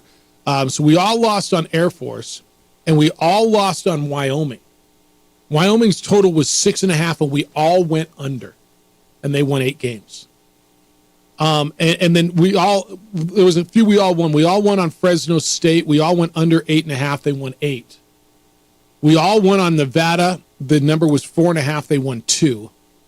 We all won on New Mexico. The number was 3.5, and they won 4. And we all won on Utah State. The number was 4.5, and they won 6. And then we're split up. New Mexico State, you may ask. Remember what the win total for New Mexico State was? I think it was 3.5, maybe. It was 6.5. DC and me went over. JJ and the American Stigalo went under, and they won 10. Yeah. And there are a few places like, one guy won, here's where DC won this thing. He won on Colorado State. We all went under Colorado State at 4.5. They won 5. You won by the hook. We all, on San Diego State, we all went over the 6.5. You're the only one who went under. So that's where you won this thing. On that, New Mexico State, Stigler's the only one who took San Jose State to go over 5.5. So he won there. So yeah, dinner's on, our lunch is on Stig and JJ. Yep. Got some work to do, Stig. Hawaii, me and Stig went over. Find us some gift cards. Or we went under. You and DC won the over on Hawaii. Yeah, find some gift cards. No bleep. Yeah, it's interesting, man. But dude, 10-3 is unbelievable. It is unbelievable. And we've done this every year, dude. And we literally hover at 500. Last year we got pummeled. And JJ and I are we're fresh off coming back talking all these coaches. Oh yeah, they're gonna be great. They're gonna be great. And we really tried to step away from that. And you're the guy least familiar with this league, and you smoked us. It is so funny because you make a perfect point. This is very, very hard. You guys know 100 times more than me about Mountain West Conference. I mean, honestly, I would think you guys would be the 10-3, and I'd be somewhere at 3-10. It just shows why those buildings are there. Everybody walks up to a window and places bets, thinks they know, and I'm glad I don't bet, because every time I think I know and then it plays out, I realize I don't know squat. Yeah, maybe I should be betting on college sports. I don't know, because I'm doing no good in the NFL. Isn't that crazy though? It is. That is. And you know the NFL really, really well. Yeah, but I can't bet for anything.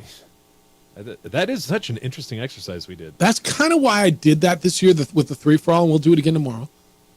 I wanted to give myself a running total to see, dude, should you be betting, or is your instinct telling you shouldn't be? And I've been right. But I wanted to prove how hard this was. Everybody thinks they've got it. Your buddies always tell you when they win, don't they? Oh yes. They don't tell you when they lost $1,000 this week. Don't mention that one as much. Yeah, because the wife doesn't need to know. That might play into it. I think it plays into it a lot. It should. I had a good buddy, never lost a bet. I mean, you ever lose? Never lost. I told you, I had New Mexico State beating Auburn. I took the money line. What? Took the money line. They were 25.5 point dogs. Yep. I put 100 down. I made 20 grand. Really? Can you buy lunch? I gotta go. Can't find my wallet at the moment. Just won 20 grand, but I'm up by. I got a meeting. Right. That reminds me of an epic episode of Curb, where Larry's out. Curb it's one of the best written shows ever. It's fantastic. Yeah, so they're at the restaurant, and friends of his, they're every time the bill comes, the friend goes to the restaurant. Yeah, I got a guy like that. Yeah, I got that guy. We all got that guy. Did you ever see the Bill Buckner episode of Curb Your Enthusiasm? Oh my goodness! Yes. One of the I remember years ago when that came out, JJ. I told you I think it was the best episode of a sitcom I have ever seen. Ever. Yeah, I can't argue against that. Larry David's amazing. He is amazing. All right, when we come back, picks on the Cowboy game tonight, maybe. What you got to know going into your, what day is today? Thursday, what everybody's going to be talking about. It's the opening drive on 95.9 FM and AM 610, the sports animal, your home for Sunday night and Monday night and tonight football. Let me tell you about IPS. They've been watching my home for years. Why? Well, property crime's a big deal in this town. I think you've heard that. And they are a layer of protection that has protected my home. You've worked hard to build what you've got, your home, your business. Don't let the bad guys come in and destroy it. Do you know IPS not only patrols homes, but they install alarms as well? Been doing it for years. They want to remind you, if you don't have an alarm in Albuquerque, you are much more likely to be a victim of break-in. And their technology team at IPS installs video cameras to record criminals who vandalize or steal company property or your home property. And video will help police in their investigation. When a bad guy sees surveillance, it is a discouraging piece for their criminal activity. IPS will set up your business with access control, so the only people authorized to get in are the only ones who get in. Sign up to have IPS monitor your alarm, Monitor your cameras. If they see something or the alarm goes off, they're there within 7 minutes or less. And they've got the manpower and technology to protect you and your family and your property. It's a winning combination. IPS's number is 505-897-2420, 505-897-2420, or online at ipsglobal.com. Passionate about making Albuquerque a better and a safer place to live and work. This is Boomer Science with the CBS Sports Minute. Sponsored.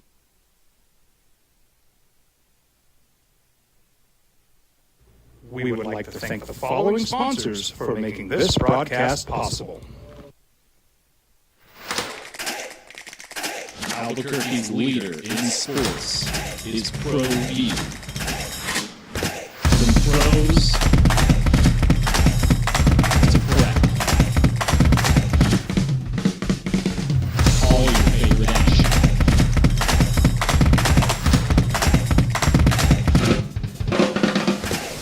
All your favorite talk shows.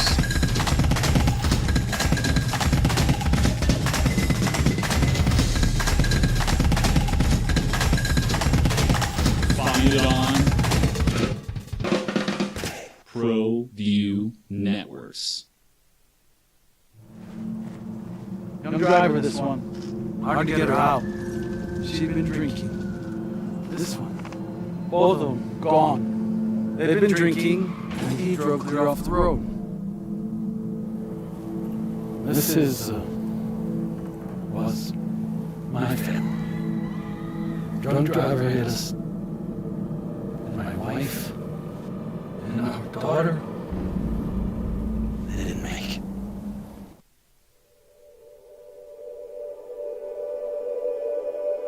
We aren't all born with the same opportunities. But it's the people who care that change everything. You ready, fellas? Ready? My coach, my teacher, my older sisters, my grandma, my brother, my tutor, my dad, my mom. As Mexicans, it's up to all of us to do our part.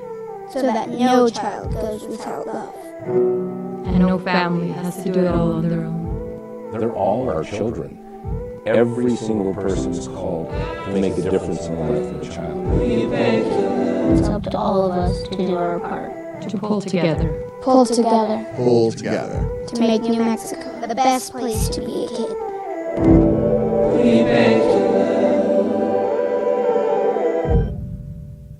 Hi, I'm Steve Sucker here for Dr. Robert Melendez and the Juliet Eye Institute. You may remember me like this, but no more. The glasses are gone. I tossed them months ago because of a brand new procedure from Dr. Melendez known as RLE, Refractive Lens Exchange. The latest technology, the best eyesight I've ever had in my life, and you can check it out by clicking on the link in the description right here. If you're drunk, classic, intoxicated, Rip, plaster,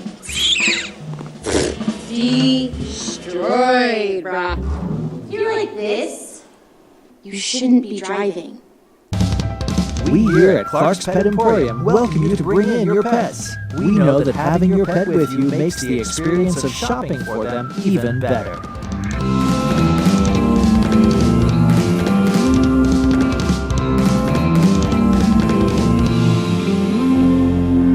And we welcome you to bring your kids also. Clark's Pet Emporium. AM 610, the sports animal. All right, Lobos were winners last night at the pit, 74-65. Jamal Mashburn Jr. did not play in that victory. Lobos have won 5 in a row. They are 6-1. Here come the Aggies on a Saturday to renew that rivalry, which was paused last year, and there's a lot of excitement around there. JJ, good effort. Jamal Baker was terrific last night. I joked earlier, and I said in jest a bit, kind of Jamal Baker's debut as a Lobo, but I mean, that was the Jamal Baker that you kind of heard about. 6 for 9 from three-point land. He had 18 points. What the Lobos have been waiting for. They talked about his shooting and his ability on this team. It wasn't to be an off guard, and when House and Mashburn weren't available, there was some talk early in the season that he has to be the backup point guard. He's a wing player. He's a shooter. He showed his ability last night. And for New Mexico, you see the foundational pieces there. I think they can be a good defensive team this year when you have Nelly Jr. Joseph and JT Toppin inside the way they play, the energy on the perimeter defensively. The offense was a little bit hot and cold, but still a hot and cold offense. You're scoring in the 70s. You're controlling the game. You'll take that, and a lot of it too is just you haven't had all the pieces together. It was Jamal Mashburn was out, Jalen House came back in, but then Donovan Dent playing through back spasms, and head coach Rich Pitino talking about that maybe led to some more turnovers than you're used to seeing. 6 turnovers for Donovan Dent. So for them, it's just hoping that House and Dent are as healthy as possible for that game on Saturday and continue to take steps forward. And what is New Mexico State's going to come in? They are big, they're physical, and they're just going to want to throw a wrench into the plan, just muck it up, slow it down, and try to keep it close. Pace that the Lobos play with, and they've been doing that without House, and then they get him back last night. He's been, I think, the 6th highest pace in America going into that game last night. That's without without Jalen House. So a good win for them last night. I think you're seeing the benefit of being so deep. And the people are going, where's all the playing time coming from? Man, with all these injuries, now Dent being banged up a little bit, Mashburn, House, all their top 3 guards, all dealing with injuries. I don't know that anybody's going to be, and I don't know that they're not going to be 100% as the season goes on. When you're banged up early and you got to play, it's hard to completely take care of whatever injury you've got, hip, leg, whatever it is. And so we might be dealing with injuries all year long.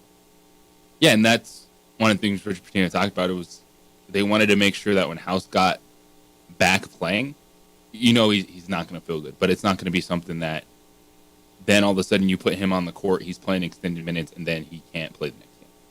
So they're trying to find that balance with him, and what he's working through with his lower body injury is to find a maintenance level where he can be, because you saw him, his quickness was there, the burst was there. His rhythm his shot was a little off, wasn't where you like when things finished 4 of 13, but just the explosiveness, the quickness. When he's on the floor with Donovan Dent, you best be ready. When you're posting up, you're a shooter, because that ball's coming to you. Yeah. Also today, what people are going to be talking about, Cowboys play the Seattle Sea Chickens tonight, right here on the Sports Animal. Big game for both of them for tonight. But you'll hear that game right here on 95.9 FM and AM 670 Sports Animal, which, of course, is your home for Sunday night and Monday night and Thursday night football. There'll be talk continued about the Lobo coaching search and whatever names you hear, Matt Wells and all the name, whatever name you hear, that'll continue to heat up. I don't know what the timeline is, and Eddie's working on it, and when he's ready, he will let you know. Terry just sent me this on the text line, DC. Worse than the guy going to the restroom when the check came? He says, had a guy who waited until we were leaving and he would pick up the tips we left. What? Finally, he got caught. He wasn't included after that. Wow. I mean, is that's means for an ass kicking, right? Like a blanket party. Somebody needs to get pummeled. Really? Bad. I'm shocked. That's a bad dude. That's very poor taste. Well, you're just a bad guy, aren't you? Yeah. Terry, who are you hanging out with? So you're hanging out with dudes. You all leave. You all split the check. You put tip money in, and you got one dude lagging so he can pick up the tips. What are we doing? Well, he noticed how the tip line went from 15% to 30%, so he's just picking up the extra. I don't know, man. Terry, you are who you hang out with. I'm just saying. I mean, maybe that's just a cliche. I don't know. This one is from John. It says, good What's Your Beef Thursday, guys. Tonight's matchup, Cowboys 31, Seahawks 17. Go Boys. Thanks, Jeff and JJ. John in the Duke City, 505, of course, later, he says.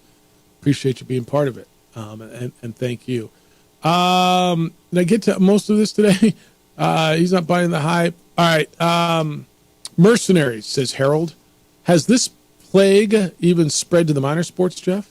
Yesterday I was talking to little volleyball fans who were telling me Coach Tom Paul Glazer has milked the same core players forever, thus was probably a year too late to the party. As a result, next season he's going to have to move all his chips to the center of the table and go all in with Mercenaries if Lobo Volleyball hopes to find lightning in a bottle. It's no longer about building a program. From Harold. Yep, Harold. Yes. Yeah. I firmly believe this whole fame of putting your post out on social media, say I'm in the portal, and putting out your, grace be God, with all with that being said, I've taken my talents to the portal and then posting every offer again. I think that there's a sexy piece to that that's luring guys. Like you're getting recruited again. Yeah, I want to do that all again. Look at me. You're wanted. Yeah, I think there's a big piece of that, the whole marketing thing to that. So, yeah. Guys, yes, that's how it's going to be. Television side, DC or Dwayne Charles or Dante Carlos or champion of the over-unders. Great job today. Big day for you. Huge day. Enjoy it. We're back tomorrow morning at 7 a.m. with award-winning radio then. Be good to each other, please. Be kind, loving, caring, and sharing. We'll smell you tomorrow.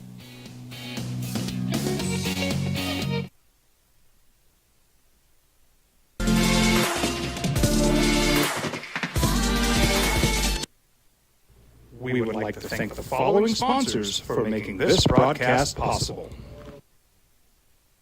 On down. We have a great apprenticeship program. Information can be found on our website.